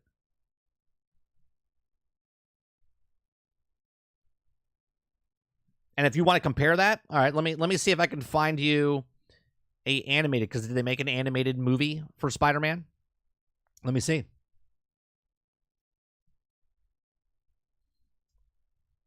I mean, when they make a Miles Morales live action, we'll see what it sells.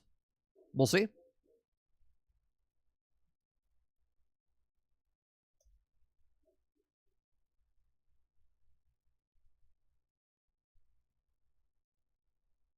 There is no cartoon that's on box office because they don't go to the theaters. They're all live action. So let me see here.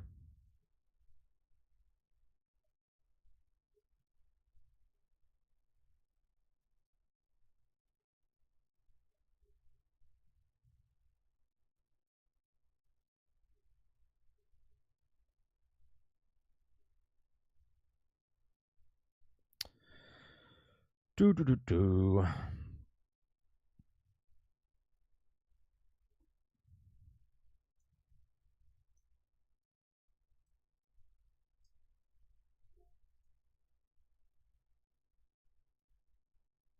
they sell this? Did they show? Let's see.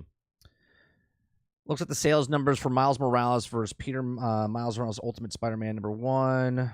No. How many copies did Miles Morales sell?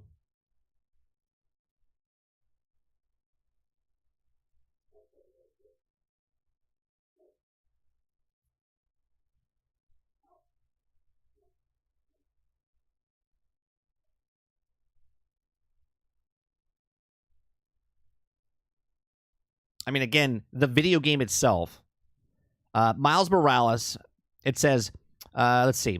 How many copies did Miles Morales sell? It was the 12th best-selling game of 2020 and the 6th best-selling game of 2021 in the United States. By December of 2020, Miles Morales had sold 663,000 digital units across both PlayStation 4 and PlayStation 5.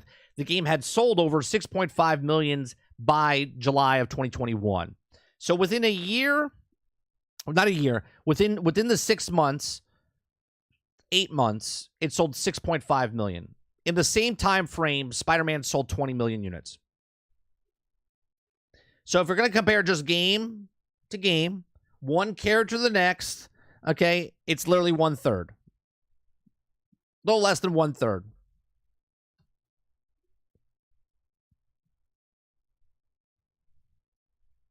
The fact is, the comics don't sell as well, the movies don't sell as well, and the video games don't sell as well. But if that's the person that you want to put your money behind because you think he's going to sell more, by all means, go ahead.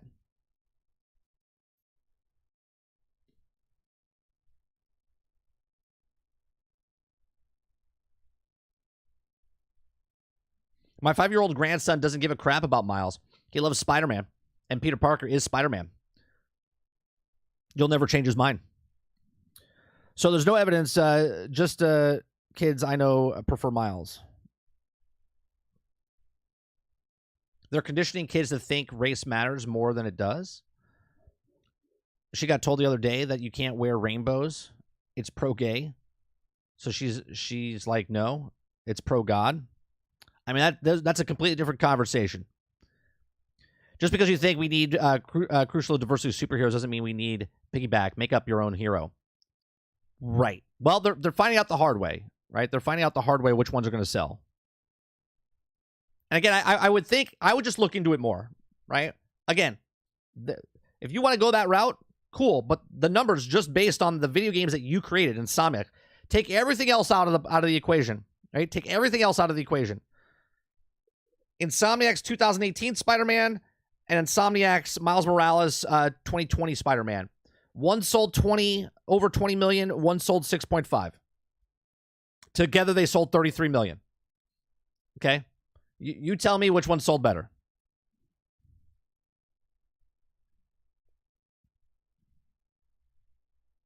What's going on, James? Have put update sales numbers for Spider-Man 2? No, they have not. I haven't seen any sales numbers since the first day. After the first weekend, the first day sales. That's it. I don't think it would be that good, Reese. I'll be honest. There's only 41 million units out there to sell, which is another tell sign of nobody cares about Miles Morales because 6.5 million on PlayStation 4 and 5. At the time, it was like 110 million and 20 million. So there's like 130 million units that could buy Miles, and only 6.5 did. So whatever.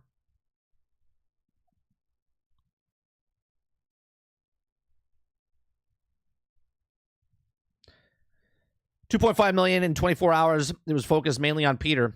Should say a lot. Spider-Pig is Spider-Man. Wait a minute. Spider-Pig is Spider-Man. My brain hurts. But Miles is also Spider-Man as of Spider-Gwen and Silk. There's also a lot of Spider-Heroes, Spider-Man 2099. Sure, Rose. Look, all I'm saying is it doesn't sell as well. You could give me all the different things that you want. At the end of the day, money talks, and it didn't sell as well. Right? I like both of the films. Right? I like Spider-Gwen. I think the whole thing's fun. Doesn't sell as well. Doesn't sell as well.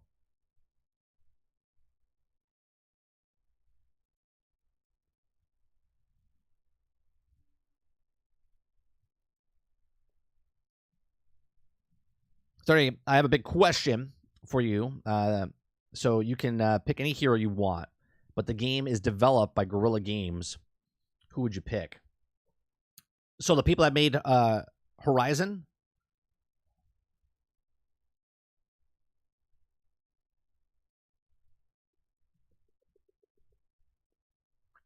Well, if I had to pick based on what Halo does with the arrow and stuff like that, I kind of lean towards more like Green Arrow. Right?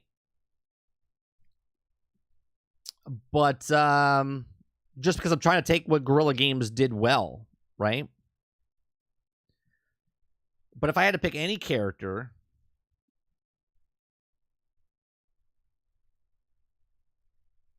I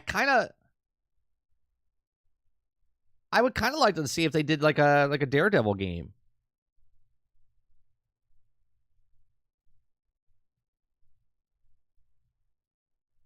Rose says Hawkeye.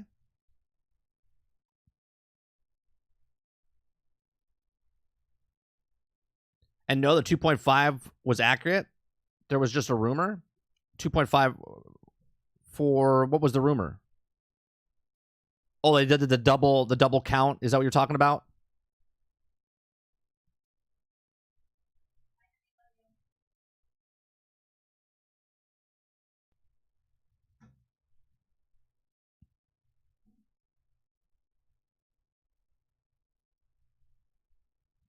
Give Captain Marvel so they don't give a fuck about any character I like.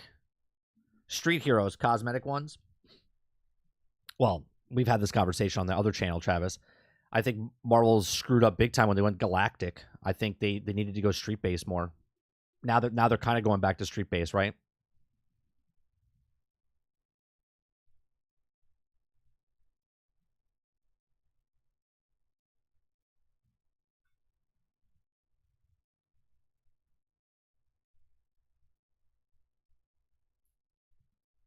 2.5 million was a 24 hours number was also wrong.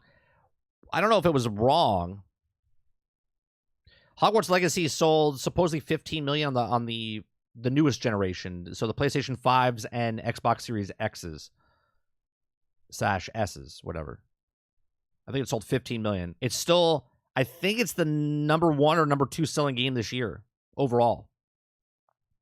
And it was a really good game.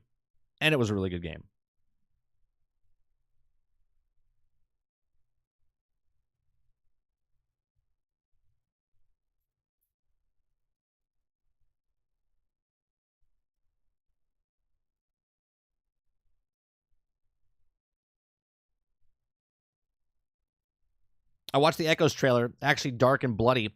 It might be good for Disney show. Here's the thing with that.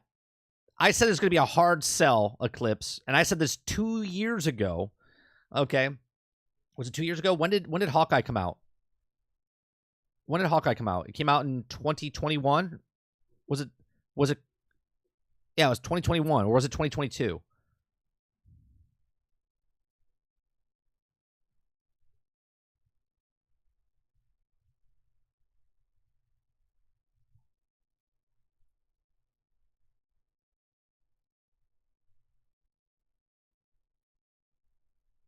Two episodes, November 2021. Yeah, 2021. So it's been 2 years. When they showed Echo in the show, and then we heard rumblings of her getting her own show, I was like, how's that going to work? I was like, it's cool that she's and this might sound terrible because, everyone's like, oh, what's the big deal? She's a deaf, she's deaf. Okay. So she's going to be sign languaging the whole time. Okay. Or she's going to have a person that's like translating for her. Right. And that to me is a terrible sell for most people that are watching, because a lot of people don't like to watch subtitles. Okay. These are facts. Okay. Most people don't like subtitles. Now, there are people that use subtitles and stuff and not, but when you start to read more than actually watching the actual thing, now you're going to watch her sign. So now it's a conversation is coming from one person. So when someone signs, the other person is going to be like, what do you mean? What do you mean Kingpin's doing this? Right? It's going to be like a one-sided conversation. So it's going to be very, very difficult for the most of the population to watch that and go, okay. It's like silence while one person's, basically reading the subtitles for you on screen. Okay. Second, they don't have any confidence in the show. Okay. Now the trailer does look interesting, but they have no confidence in the show because they're literally dropping the entire series on day one like a Netflix.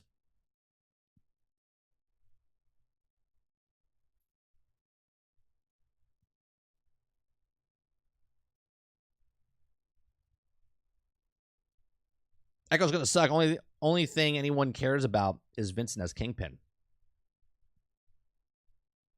Yeah, we saw how a disabled person worked when they were blind, dude. Got messed up by Homelander. Yeah, it's gonna be a hard sell.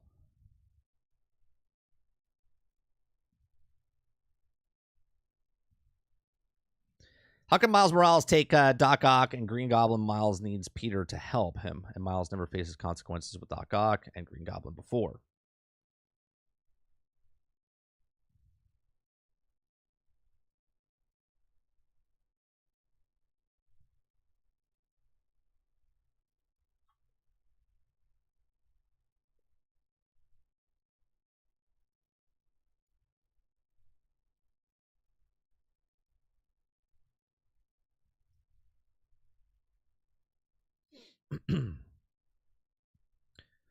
Let's see here.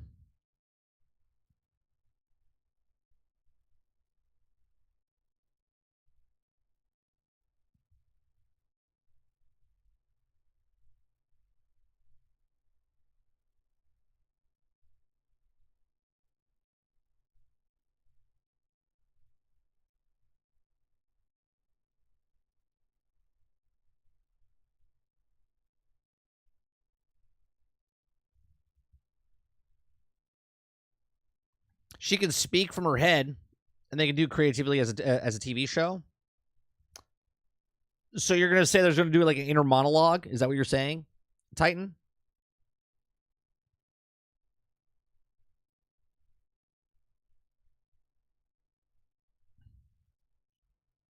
So instead of signing, she's gonna. How's that gonna work? If that's true, right? So is she gonna have an inner monologue, sort of like Ally McBeal, where she has an inner monologue, so she's talking to us, the audience, but the person can't actually hear them? Like, how's that gonna work?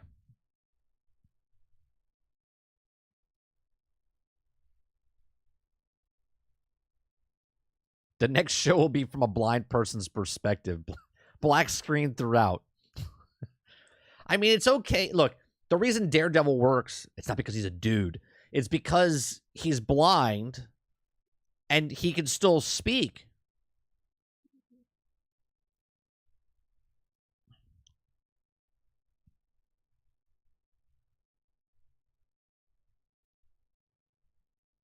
Now, do you know they're doing this, Titan? Or is this something you're saying?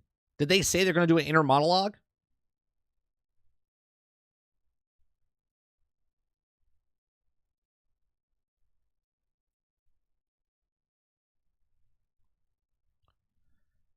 Jesse Max says 30. She-Hulk did that a lot. Well, yeah, but that's because She-Hulk breaks the fourth wall, though. Does Echo break the fourth wall?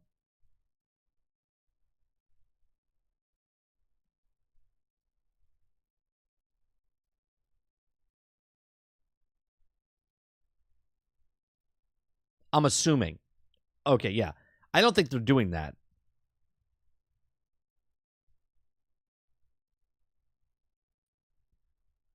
I don't think they're doing that. That would be really weird, right? Because it doesn't fit the character and it would be confusing. Because think of it this way, right? If if she's deaf and yet now you watching are hearing her voice in the inner monologue, you would be like, why isn't she just talking then?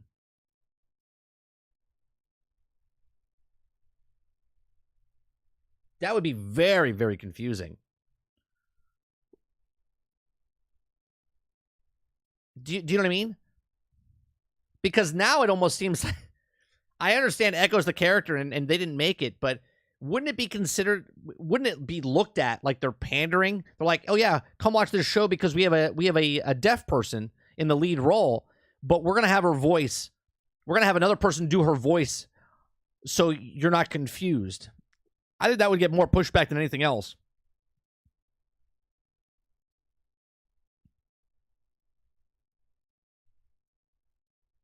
That's gonna be that would be a tough sell.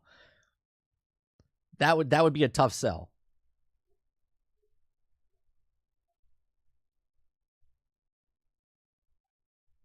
All right, give me 1 second. I'll be right back.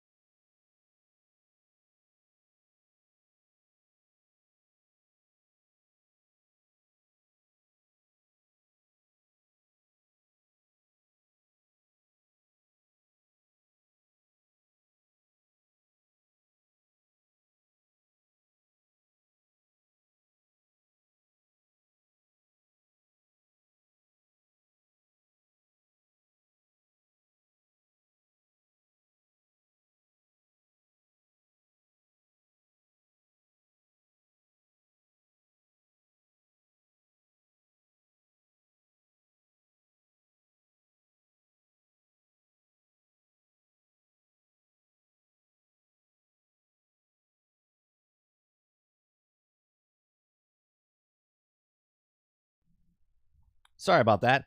It never seems to amaze me. Never seems to amaze me. So my dog started freaking out, right? His bark was a little different. And all of a sudden I go out to check on him and I hear voices in my back pasture. and there's like I'm a little out of breath because there's people riding horses in my field and they're not with us. Like they don't belong here. They're like, "Oh, we just saw this field. We thought it was okay." Like my dog could have literally torn them apart.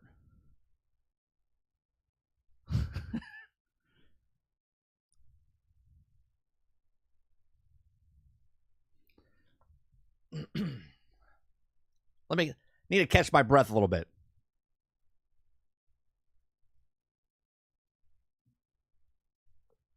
Fucking idiots.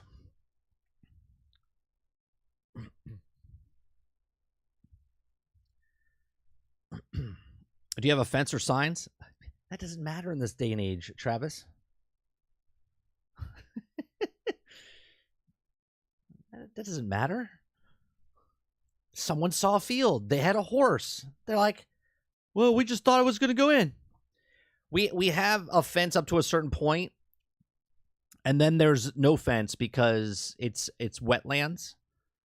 So there's like brush and stuff that's there. But there's signs posted.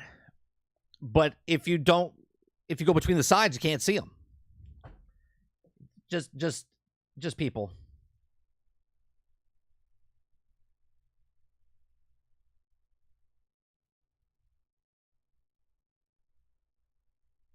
I'm sorry. My brain is hurting right now for the people that just do whatever the hell they want. It's amazing. Sorry.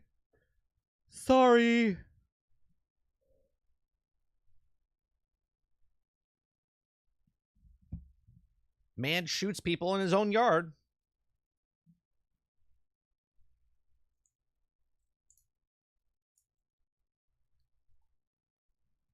What's going on, Chief?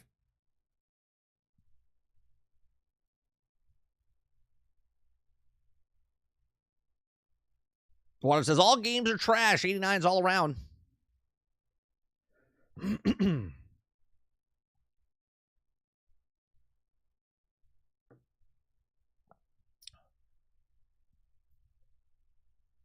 What happened? Who was shot? No one was shot. That's what I never avoid. We had people come on my property with horses that are not ours.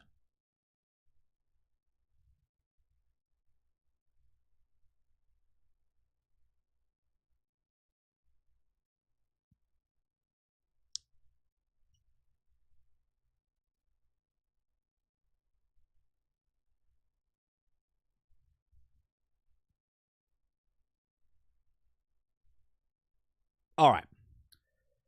Let's go to the third topic here. Excuse me. Let's go to the third topic.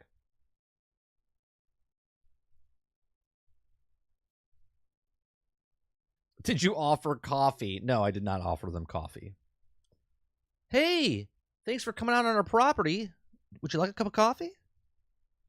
Hey, come on by. Hey, I appreciate you coming out. I appreciate you coming out on our property or private property and just taking it amongst yourselves to just come across. Yeah, no big deal. Appreciate it. Yeah, why don't you get comfy? Come on in. I'm doing a live show. You want to come in and be part of the show? Let's come on in.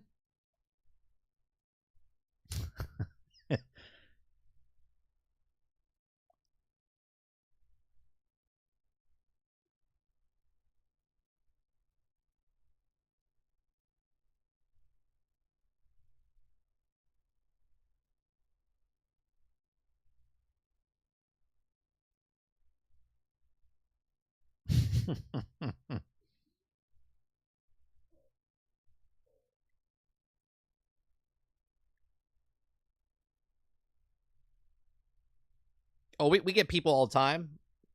Like, all of a sudden we'll see someone driving down our orange grove, and they'll come up and they just park in the middle of the field, and they get out and they just start grabbing oranges off the tree, and I'm like, "Can I help you?" And they're like, "Oh, are these not for everybody?" No, I'm about to kill you.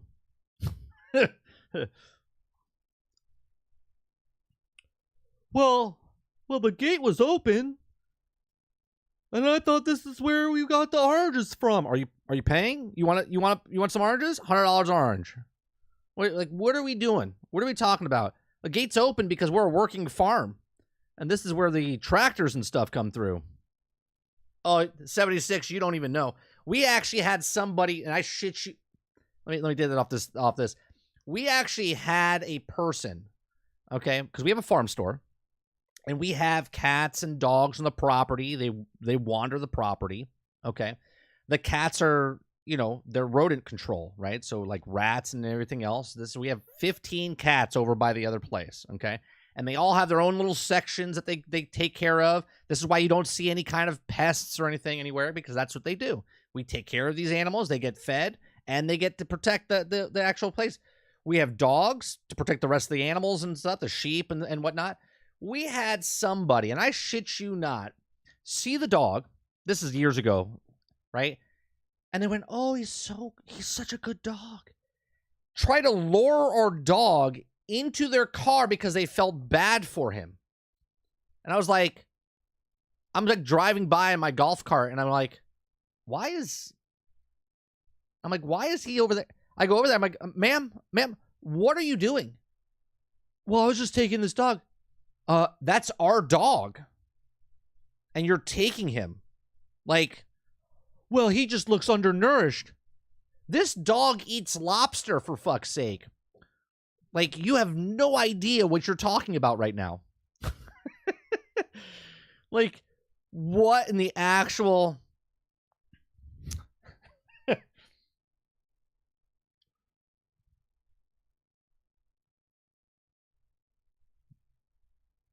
Yeah, no, that happens all the time.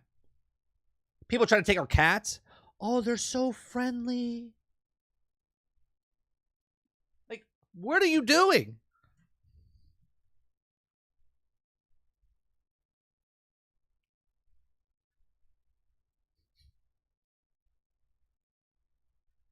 Yeah, my golf cart. You going to go around 40 acres? What are you? Hey, hold on a second. Don't steal my animal. Yeah, on my golf cart.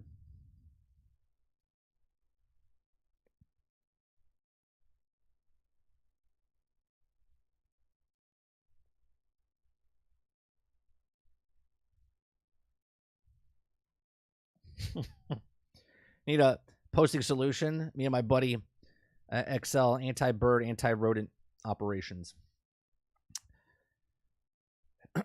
just the other day, me and my wife are sitting outside. My son's playing. This doesn't look weird at all, right? He's playing in the yard. My dog is facing away from the road, and we see this car drive past our house, but in an awkward thing, right? Then it makes a U-turn. It's going super slow. Looks kind of odd. Then goes around the block, comes back, goes the other way, and we're just sitting in our seats looking. We're like, what's this person doing? And sure enough, I'm like, oh, it's one of these people looking for the store. And then they come back the other way. They pull up. They drive down the driveway, and they start to drive further than they should because there's no road. The driveway ends, and they should have stopped at the end of the driveway. Nope. They just keep trying to come forward. I have to get up and run towards the woman and, like, yell at her. And I'm waving my hands. My dog's freaking out. My kid's like, what the hell is she doing? Because my septic tank is over here. Right? And I'm like, what is happening? Like, first of all, you're driving down a private driveway. And then second of all, you're driving off the driveway and you're about to destroy my septic tank.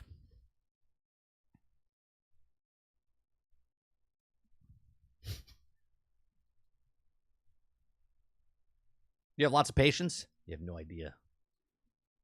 Old me would lose my shit. I would be in prison.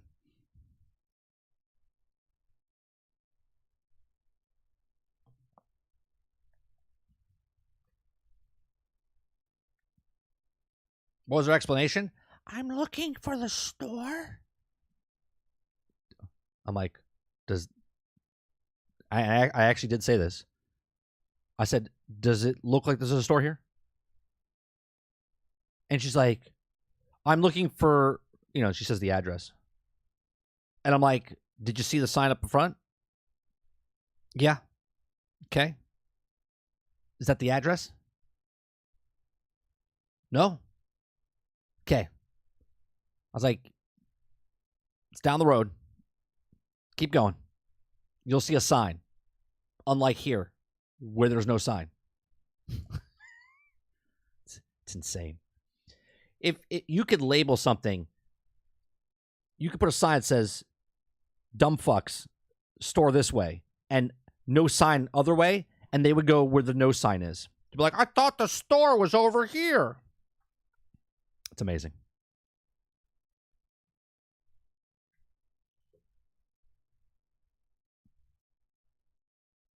I have stories for days, people. Stories for days. But the story we're telling now is the third story.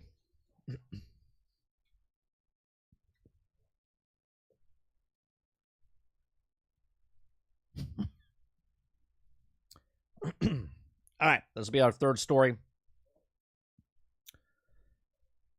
Hello, everybody, and welcome back to another episode of 30 NSG. On today's episode, we're going to be talking about World of Warcraft dev comments on possibilities of the game coming to the console. But before I get to this, if you like what we do here, we do these live shows Monday through Thursday from 10 o'clock in the morning till noon Eastern.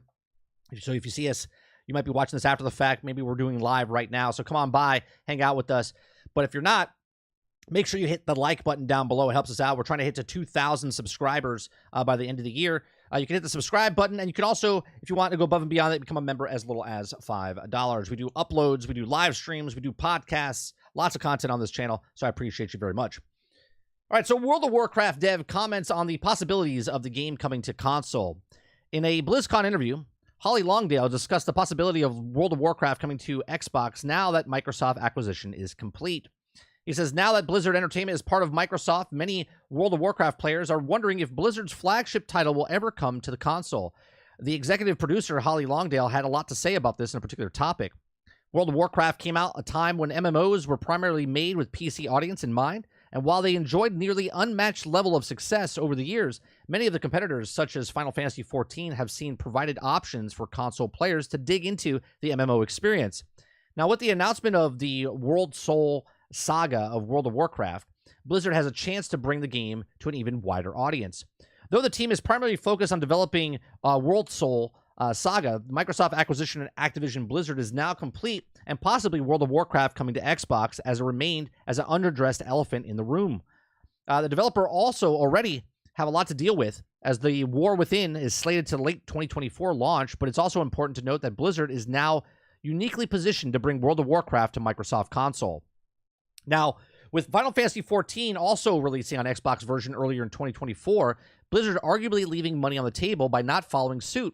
During an interview with Games Radar, Holly Longdale also asked if Xbox version of World of Warcraft has been intentionally discussed, to which she said, of course, yeah, and we talked about it all the time. Well, great, let us know. No. So, quote, we've gotten these expansions, and he's also excited about them, but yeah, of course. It would also be very insincere to say that we were not. So, of course, we're talking about that, and we're also Microsoft now. Longdale also added that her chuckle, and she explained that the console audience had a completely different level of approachability, and the question was ultimately more complicated than it may seem on paper. However, based on the answer provided by Blizzard executives, it's very probable that World of Warcraft is getting a console port in some point in the future. Well, of course it is, right? The War Within will bring many evergreen features to the World of Warcraft, and something from the players could keep an eye on for the would be the inclusion of the console-friendly features. For example, Shadowlands added native controls port of patch 9.0.1. With the Cataclysm and Season of Discovery coming to World of Warcraft Classic, Blizzard also has shown a willingness to grow the World of Warcraft brand in a non-linear direction. There also remains to be seen how long it would take for Xbox version to be developed. Longdale has at least confirmed the developer team and the same page and audience is a regard. So here's my thoughts, okay? I think before they bring World of Warcraft to the actual consoles, because they did have native control support now, I do believe that they bring World of Warcraft to Game Pass. And when I say Game Pass, I mean the Ultimate Game Pass. So I think they're going to bring it to Ultimate Game Pass for PC. So you can take, because look, let's be honest, Microsoft wants to hit 100 million subscribers.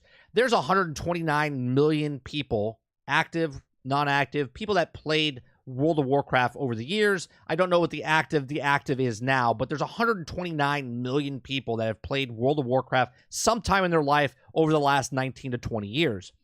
So I think, and again, this is my opinion, okay, I think they bring World of Warcraft to Game Pass PC before they bring it to the consoles. I think that's the first step that they do to see what happens, because they want to get those people, if they can take Activision Blizzard subscribers from World of Warcraft and merge those people into Game Pass, where they're paying the $17 a month. Okay, not only are they getting to play World of Warcraft with their subscription they were paying separately, but they would also get the extra Game Pass games as well on their console as well, right? So I think 100%, in my opinion, that they will bring it to the Ultimate Gaming PC rather than the console.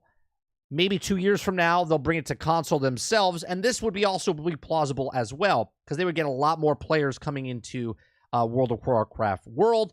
But as we know, they have problems doing it took them years to do this with Elder Scrolls Online. They had shared servers, like the All Tamriel, I think it was called, where they merged. Before it was Xbox console by themselves and then PC by themselves, but now it's everybody on the same servers. Final Fantasy 14 also had this. The reason that they weren't on Xbox originally is because the server issue type of thing. Well, now I think they learned their lesson. I think when Final Fantasy 14 comes, when it comes in, it'll merge and they'll have their own servers, or they'll be where you can play PlayStation to Xbox and vice versa with crossplay. But we'll see when that bridge comes.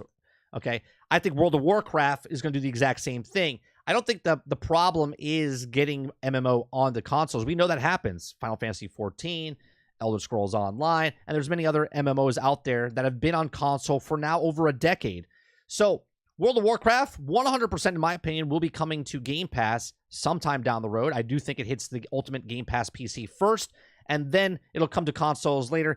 These are just my thoughts. Let me know yours in the comments section down below. Please make sure you share, like, and subscribe. And let me know in the comments section down below, do you see World of Warcraft coming to Game Pass Ultimate before it comes to the actual consoles itself? Let me know in the comment section down below, and I'll see you guys on the next one. Thanks for watching.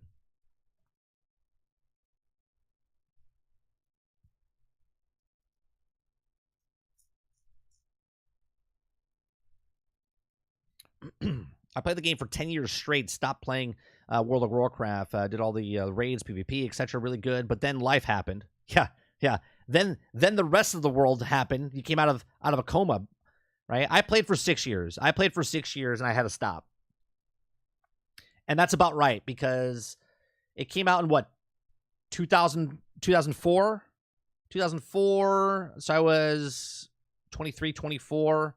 I played for 6 years. So I was like 30 when it came out. I played up until I was like 30, and then life hit me.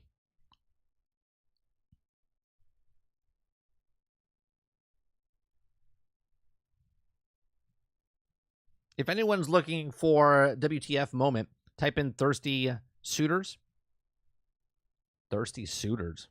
Is that on it's on Game Pass?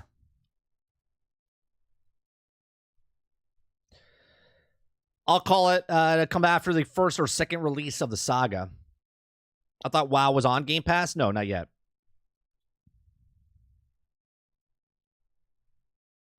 Even after being told it's never too late, I missed out too much. Never did.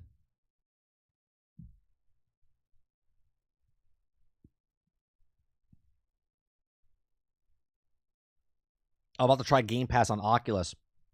Oh, do you have the Quest 3, Dolphin? Comes out in December, doesn't it? You could do it. I know I could do it non-natively. I had to get another program to play my games through the headset. I'm on the Quest 2. I imagine the S would struggle with the Final Fantasy 14 as well. I don't know if it would struggle.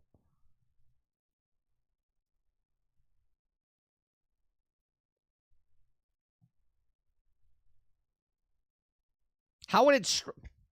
Hold on a second, boss. How would it struggle on the S, but it runs fine on the PlayStation 4?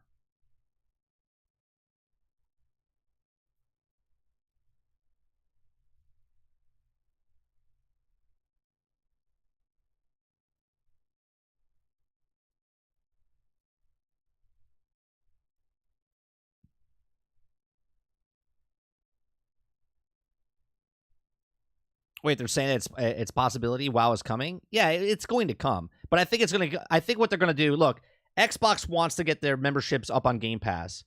And if they can bring World of Warcraft members that are just paying for World of Warcraft, and they bring World of Warcraft and they merge it into Game Pass, where you're paying the monthly subscription, but now you're paying it to Game Pass instead of World of Warcraft, that's how they'll raise their numbers up. That would be smart for them to do. Right? So you're paying your membership, but you pay for Ultimate. And you're not paying for Game Pass. You're paying for Ultimate, but you're paying for WoW, and WoW's part of Ultimate. You see what I'm saying? That's my thing that I think is going to happen.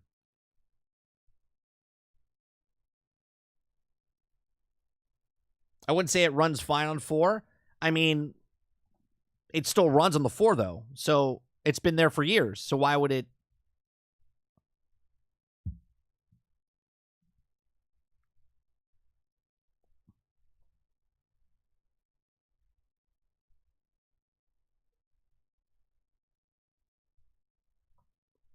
Well, then Xbox won't do it. Xbox and Smart are old enemies, 30. Oh, I was like, what? I mean, that makes sense, though, Travis, right? You need your members up. You want to hit 100 million by 2030. Right? You want 100 million. You want 100 million subscribers on Game Pass by 2030. If it's so-called 120, I think it's 129 million or 124 million people that at one point have all played World of Warcraft over the 20 years. Okay, let's just say 1% of that, right? So they get, a million, maybe 2 million people to come in or whatever it is. If they pay the exact same amount of money they're paying right now, but now it's over on Game Pass instead of just World of Warcraft, now you're giving a better deal to them. Not only do they have World of Warcraft on Ultimate PC, right? Ultimate Game Pass, so it's on PC, but now they also have other games that they can play as well.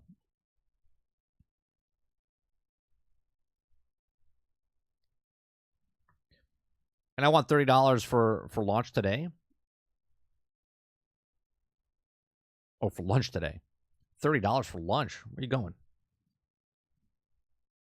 Final Fantasy 14 greater than WoW? Well, we've already proven that. That's in what regards? World of Warcraft is still the number one MMO. Not even close.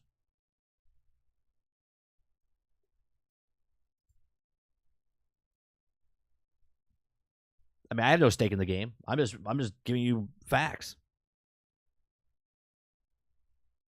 In regards of its fun and play in WoW, that might be it, but it's literally like 3-1.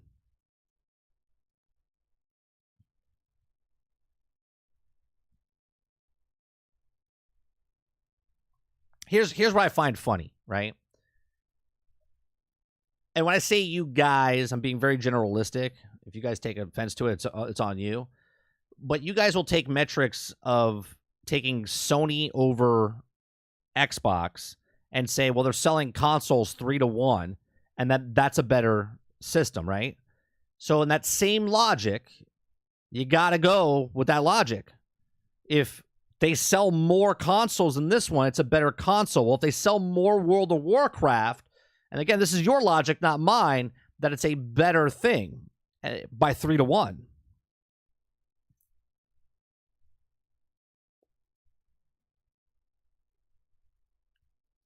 Right? If PlayStation is outselling Xbox 3-1, and they're a more superior console, and World of Warcraft is selling everybody else out by 3-1, then it's a superior MMO. It's not, though. Sales and good ain't the same. Okay, if you want to take that stance. I'll remember to bring that back around when we talk about sales and metrics and stuff.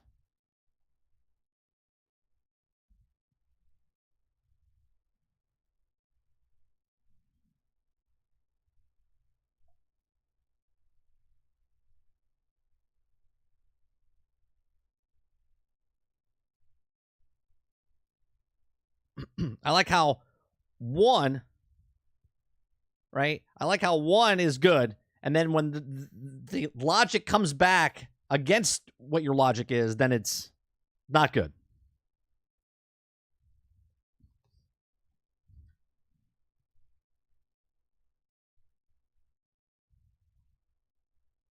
And again, I'm not making it about you, Travis. Just the generalistic population that does stuff like that.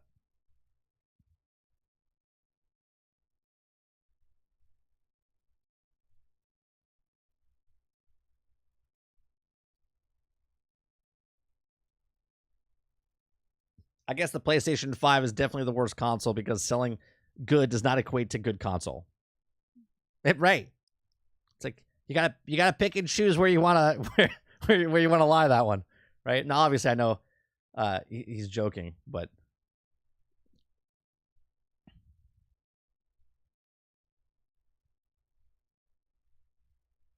yeah, but to say 3-1, we're destroying, and then the other one's destroying, you're like, no, it's not destroying that well.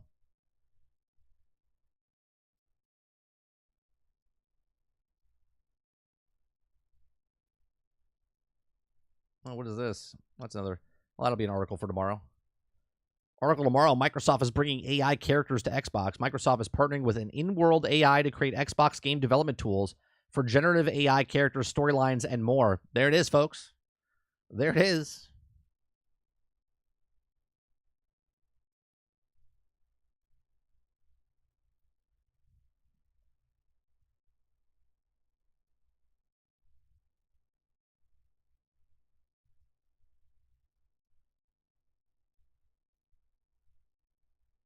Except games do mean good with consoles. Consoles and games use different metrics. What? What are we talking about, Travis? Are you digging a hole now? Like, are you trapped in the hole? Do you need help out? Do you need help out? Xbox doesn't need to have console sales because of Game Pass. Exactly right, Bauer. Exactly right. They don't need consoles to get to people, especially with what I just said about World of Warcraft. If they just move World of Warcraft to Game Pass Ultimate, no one needs an Xbox because Ultimate Game Pass is for PC users only. Right? So they can either pay for PC only, or they get Ultimate PC and get World of Warcraft included in that with the rest of the games. They already have PCs. They're not selling them a PC. They're just selling them a subscription model.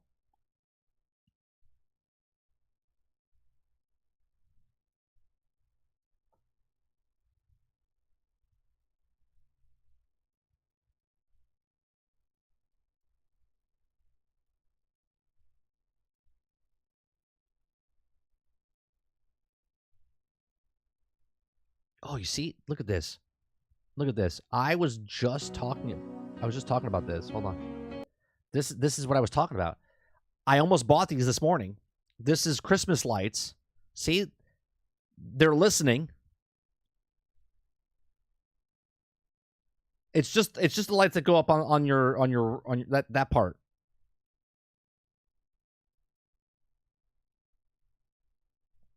I have to do more research. You just stick them. You just stick them up. That's what I was thinking about doing. And it's an app. Everything's an app. It's an app.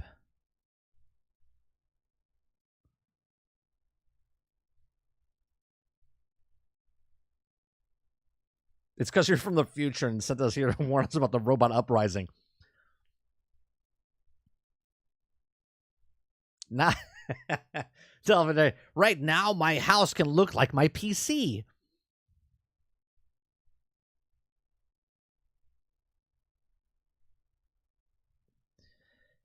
Why? Oh, God. They're making another Robin Hood. Why?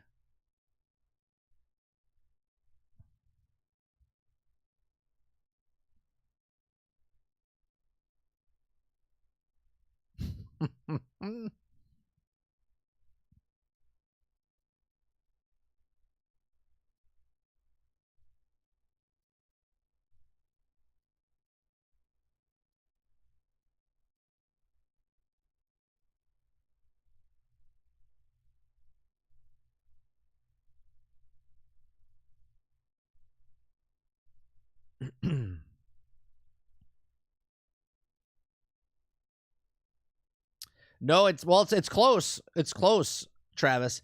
They're doing another one, but what's her name from Game of Thrones? What's her name? This one. This one. I forget her name. Gwendolyn and Naomi Harris to star in a gender-replaced Robin and the Hood film from director Phil Hawkins based off the script written.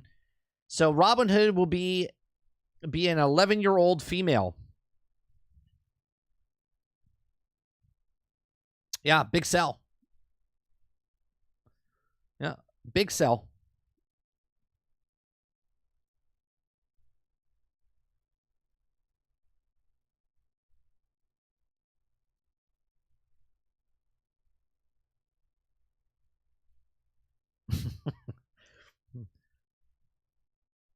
I mean, I'll be honest. One of my favorite Robin Hoods is the Disney classic with the fox and Baloo. You know what I mean?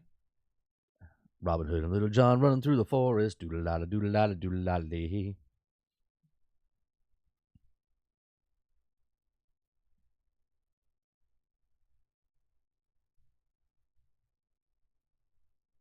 I love the animated Disney one. It's one of my favorite animated movies. But it's more of a nostalgia thing.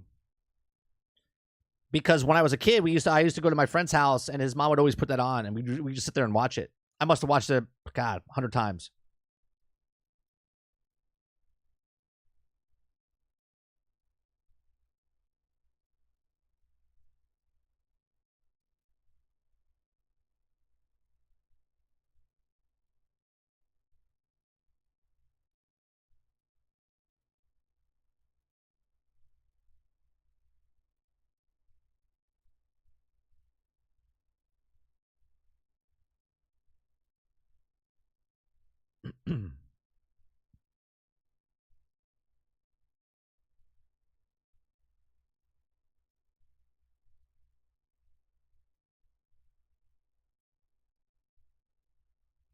Blizzard president Mike Ybarra discussed what the future of Blizzard looks like, and now officially been acquired by Activision. Well, that's another one. We'll talk about that, I guess. We won't talk about that today, but that will be a topic for tomorrow.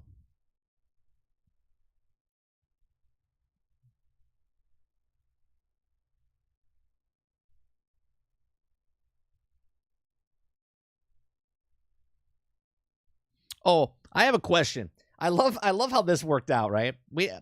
This is not a story. This is just I saw it on YouTube. I saw it on Twitter, and I saw people. I love how this works out, right? So, a game that's been in development for years without being a part of Microsoft. Like, Microsoft's just bought Activision like 2 weeks ago. Okay? Meaning, like, the ink hasn't even dried yet, but they're blaming Microsoft for Call of Duty. And I laugh about this because I'm just like, Do we all forget that Call of Duty is made by Activision? Do we all forget that? Right? I'm not for Call of Duty. You know me. I said I don't play Call of Duty. It's the same shit every year, right?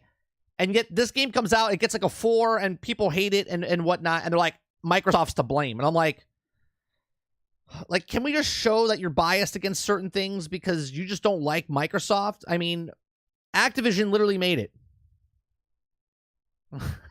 it. It's so ridiculous. It's so ridiculous. It's their fault for the new Call of Duty. Like, even the next Call of Duty wouldn't even be part because it's already halfway through development.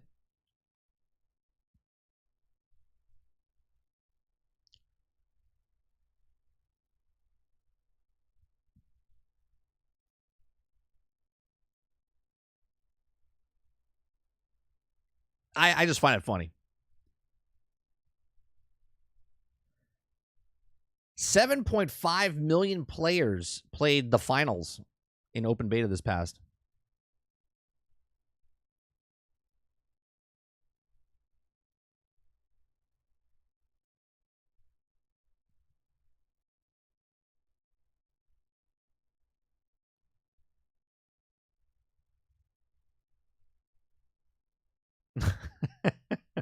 It's so ridiculous. It's so ridiculous.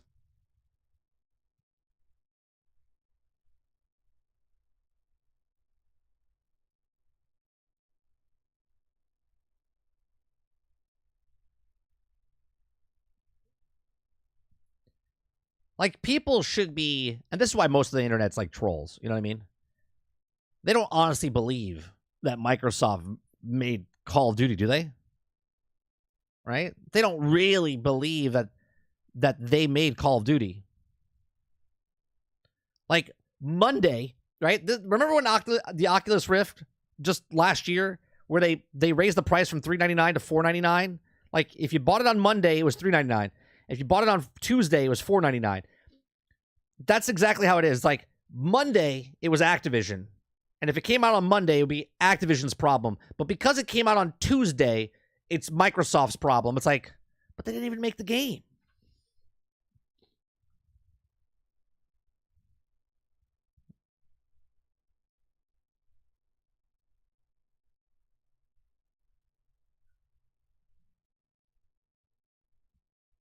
It's funny to say quantum error is better than I don't know what quantum error is. I saw a couple of you guys talking about it, and I asked what happened to Lono last week about a review code. It's very simple, and here's what I don't understand, right? If I collect a code, right? If I ask for a code, and then let's just say it's not because it's a bad game, I just don't want to review it. I can go back to that code and then tell them, you know what, I'm not going to return it, right? Or if I take the code but I don't claim it yet, they give it to me, okay, and I don't accept, I can just reject it afterwards, okay? Now, obviously, I wouldn't know if it's a good game or a bad game if I didn't play it at all, but I didn't understand the whole thing. Like, how many people out there are reviewing your game? What I understood was that not many people wanted to play that game, and the people that wanted it, some didn't review it, him being one of them, getting crap for not reviewing it. I don't know. I mean, should you review a game and then tell people it's bad, or not say anything at all? That's up to you to decide, right? That's up to you to decide. If I don't like a game, I'm like, nah, I'm good. And then I message personally, I get a code, and I don't play their game on stream. I tell them, look, I'm not gonna make this. I just didn't have time or whatever. So if they want to negate the code so it doesn't activate anymore on my stream or on my system, by all means, take it away from me.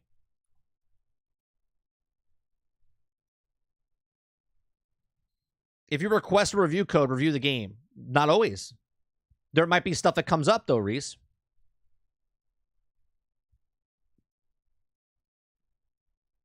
Not always.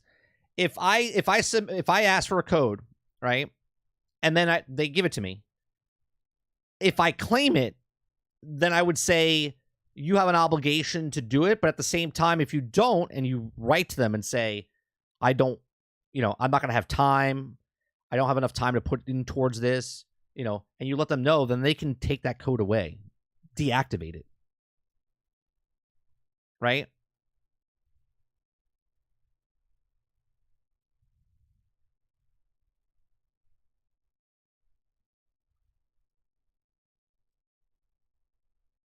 Nothing came up in this situation. I don't know his situation. What he told me for the last 30 seconds when I was on the stream last week, he said he took a code, he didn't want to review it because it was a bad game, and then that was it. If you want to say that what he did was unprofessional, sure. But what they did was also unprofessional. So they're both unprofessional, right? For that particular situation. They could have easily messaged the person and say, "Hey, what's the problem? Why didn't you give us a review?" Problem is, even if you review the game and leave a negative review, you can ask them before they launch on day one patch, and they can try to fix things out on launch.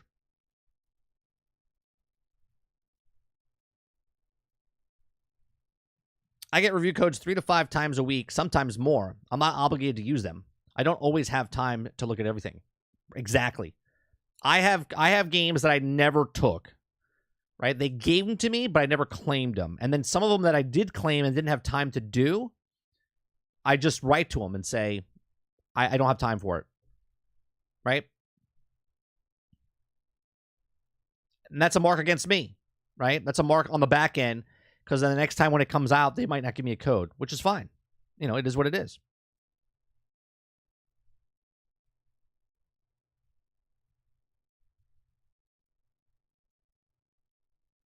I don't know the full thing, Dolphin. I'm sure you could find it on the internet. I don't really go over drama stuff.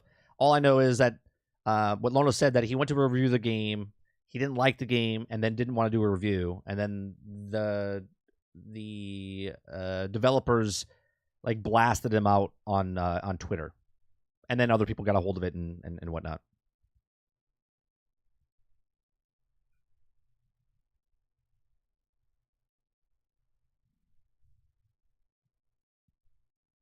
Can you imagine a Transformers game with the Nemesis system? I like the Nemesis system. I think it was a good Nemesis. I really like that. They patented it, so they can't, but I could imagine it.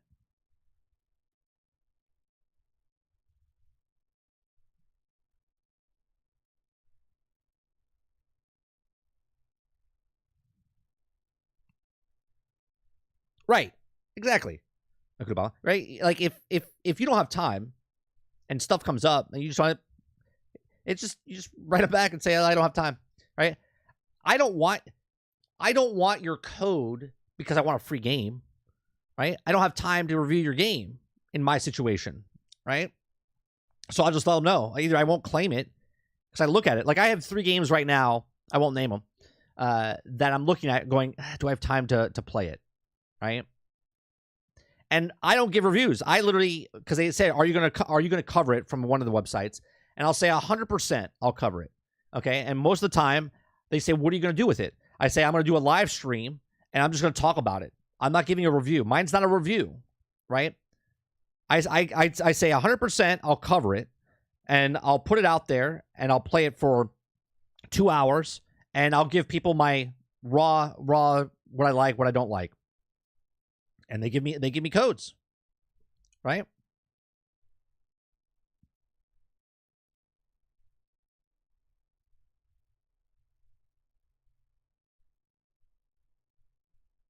Oh, did you like that? Dr. Disrespect had me you know what? Oh, I can't show it. If I show it, he might knock me down for it, right? The video that I posted in our general this weekend, Dr. Disrespect was trying to play Modern Warfare 3, and he kept getting this error message, and he kept putting it through. If you guys want to go laugh, go check out our general Discord. You'll see it. It is hilarious. I was literally crying. I was I was crying watching it because I was just like, this is it, man. This is gaming in 2023.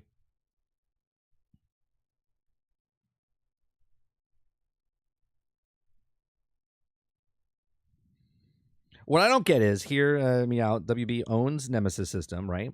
Why not add the Suicide Squad and get why Marvel can't use it or become a DC game? I mean, I don't know why they don't use the Nemesis System more, especially since you have the patent for it and no one else can do it. Like I would put that in more things. I'm gonna say they're creatively bankrupt. They don't know how to use it. Yeah, I don't want to play it, Dolphin. It's in general. It's in general. Here, let me see if I can get the link, and I'll post it in YouTube.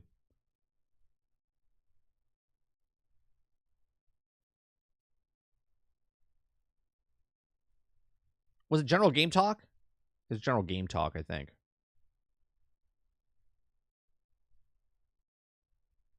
Yeah, it's General Game Talk. There you go. That's the link to Dr. Disrespect one.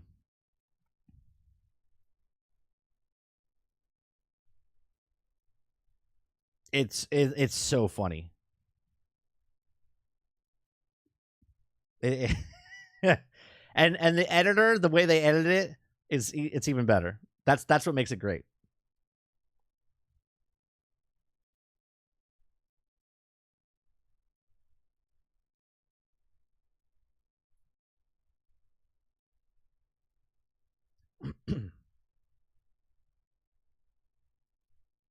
I gotta find a better. I don't really like the thumbnail I used today. I do and I don't. I kind of like the slanted stuff we did earlier.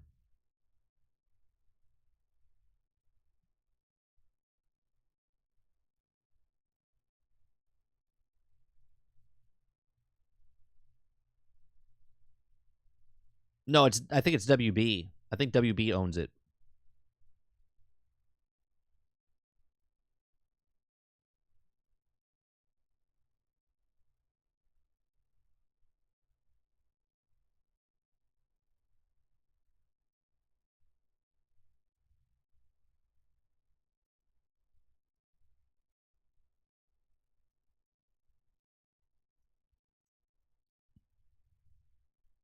Devs like honesty.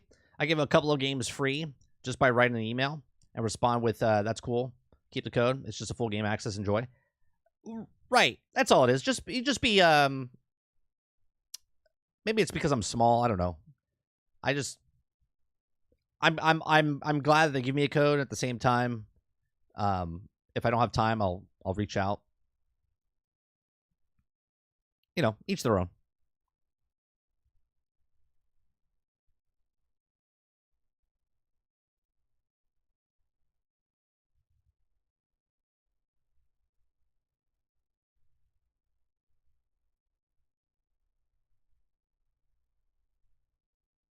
Are you saying Doctor Strange time stoned his ass? Are you talking about disrespect, boss?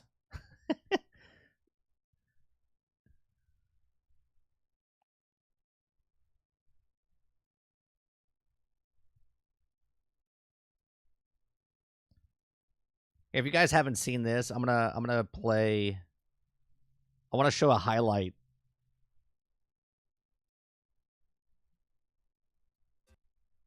Let me do the first kickoff here.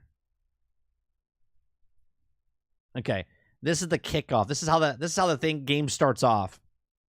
Okay, this is how the game starts off in our series. Okay, this is Legend Bowl, right? This is Legend Bowl, and this is the very first kickoff of the game. Okay, I want to show you this. My special teams in my game is what making me keep winning these games. Watch this. Games outside, like practicing or anything like that. No, we're literally just playing the games that you've seen. So I've only played 7 games, 8 games. Come on, give me the block. Look at that block. What a beautiful block. Off to the races. What a block. We're going to have to look at that again. Wow. Unbelievable. Watch the instant replay. We're up. I'm telling you, our special teams is the ones that gives us. Look at this instant replay. Look at this move right here. Watch this. Look, he does a little block there.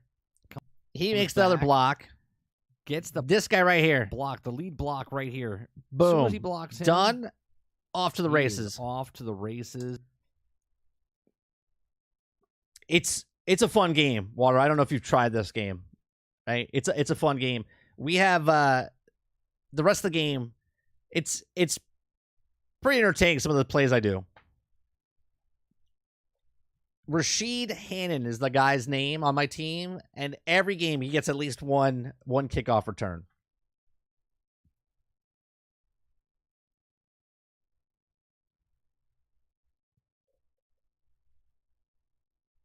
Starfield review codes were a very select group. I mean, they gave me a code.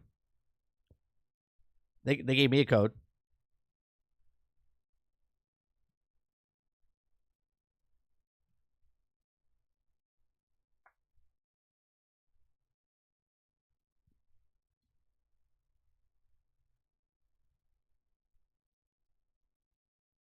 Have you tried 2K game? Which 2K game? Oh, their football game that they came out with, the generic one?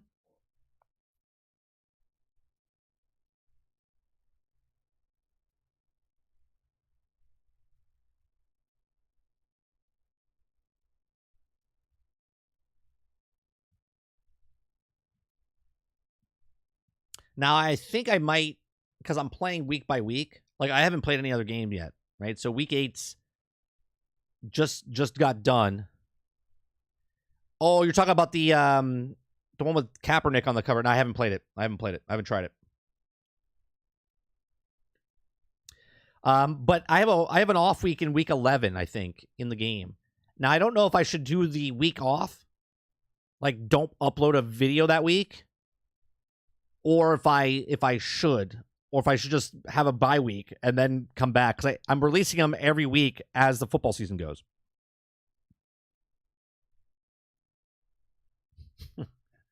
Yeah, I love when he's like freaking out about the sound. He's like, "What the hell is going on?" And he's like, "Proceed." Okay, proceed. Proceed. He's like, "What the hell?" Okay, proceed. It's so freaking good.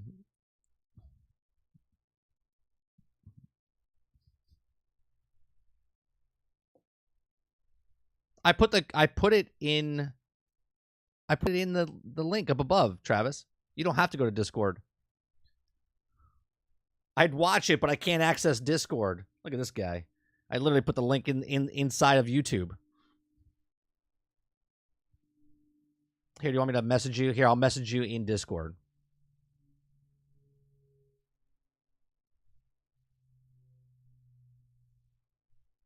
There you go. No, bite me for saying something stupid like that.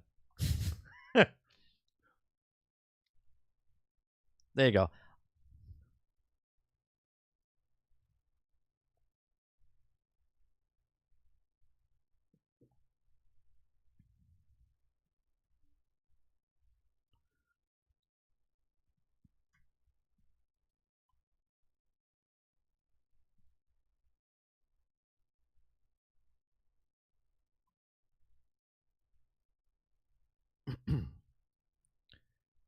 Well, exactly right. You give me stuff to talk about, and me insulting you makes you keep talking. So there you go. It's a symbiotic relationship, isn't it? Isn't it, Travis? You're right, Travis. You coming in here, I wouldn't have anything to talk about. You're absolutely right. I would have zero to talk about if you were here.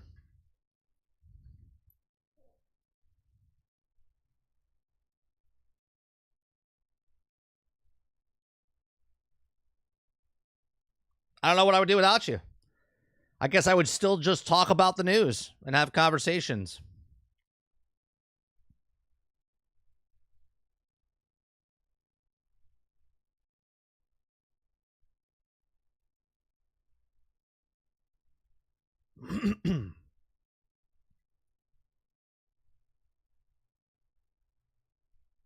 What time is it?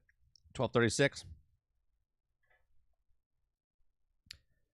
Well, since Travis is not speaking anymore, I'm done for the day. I appreciate you guys coming, hanging out with us. We'll be back tonight, 8 p.m. Eastern. We'll probably play. I'm not sure we're going to play.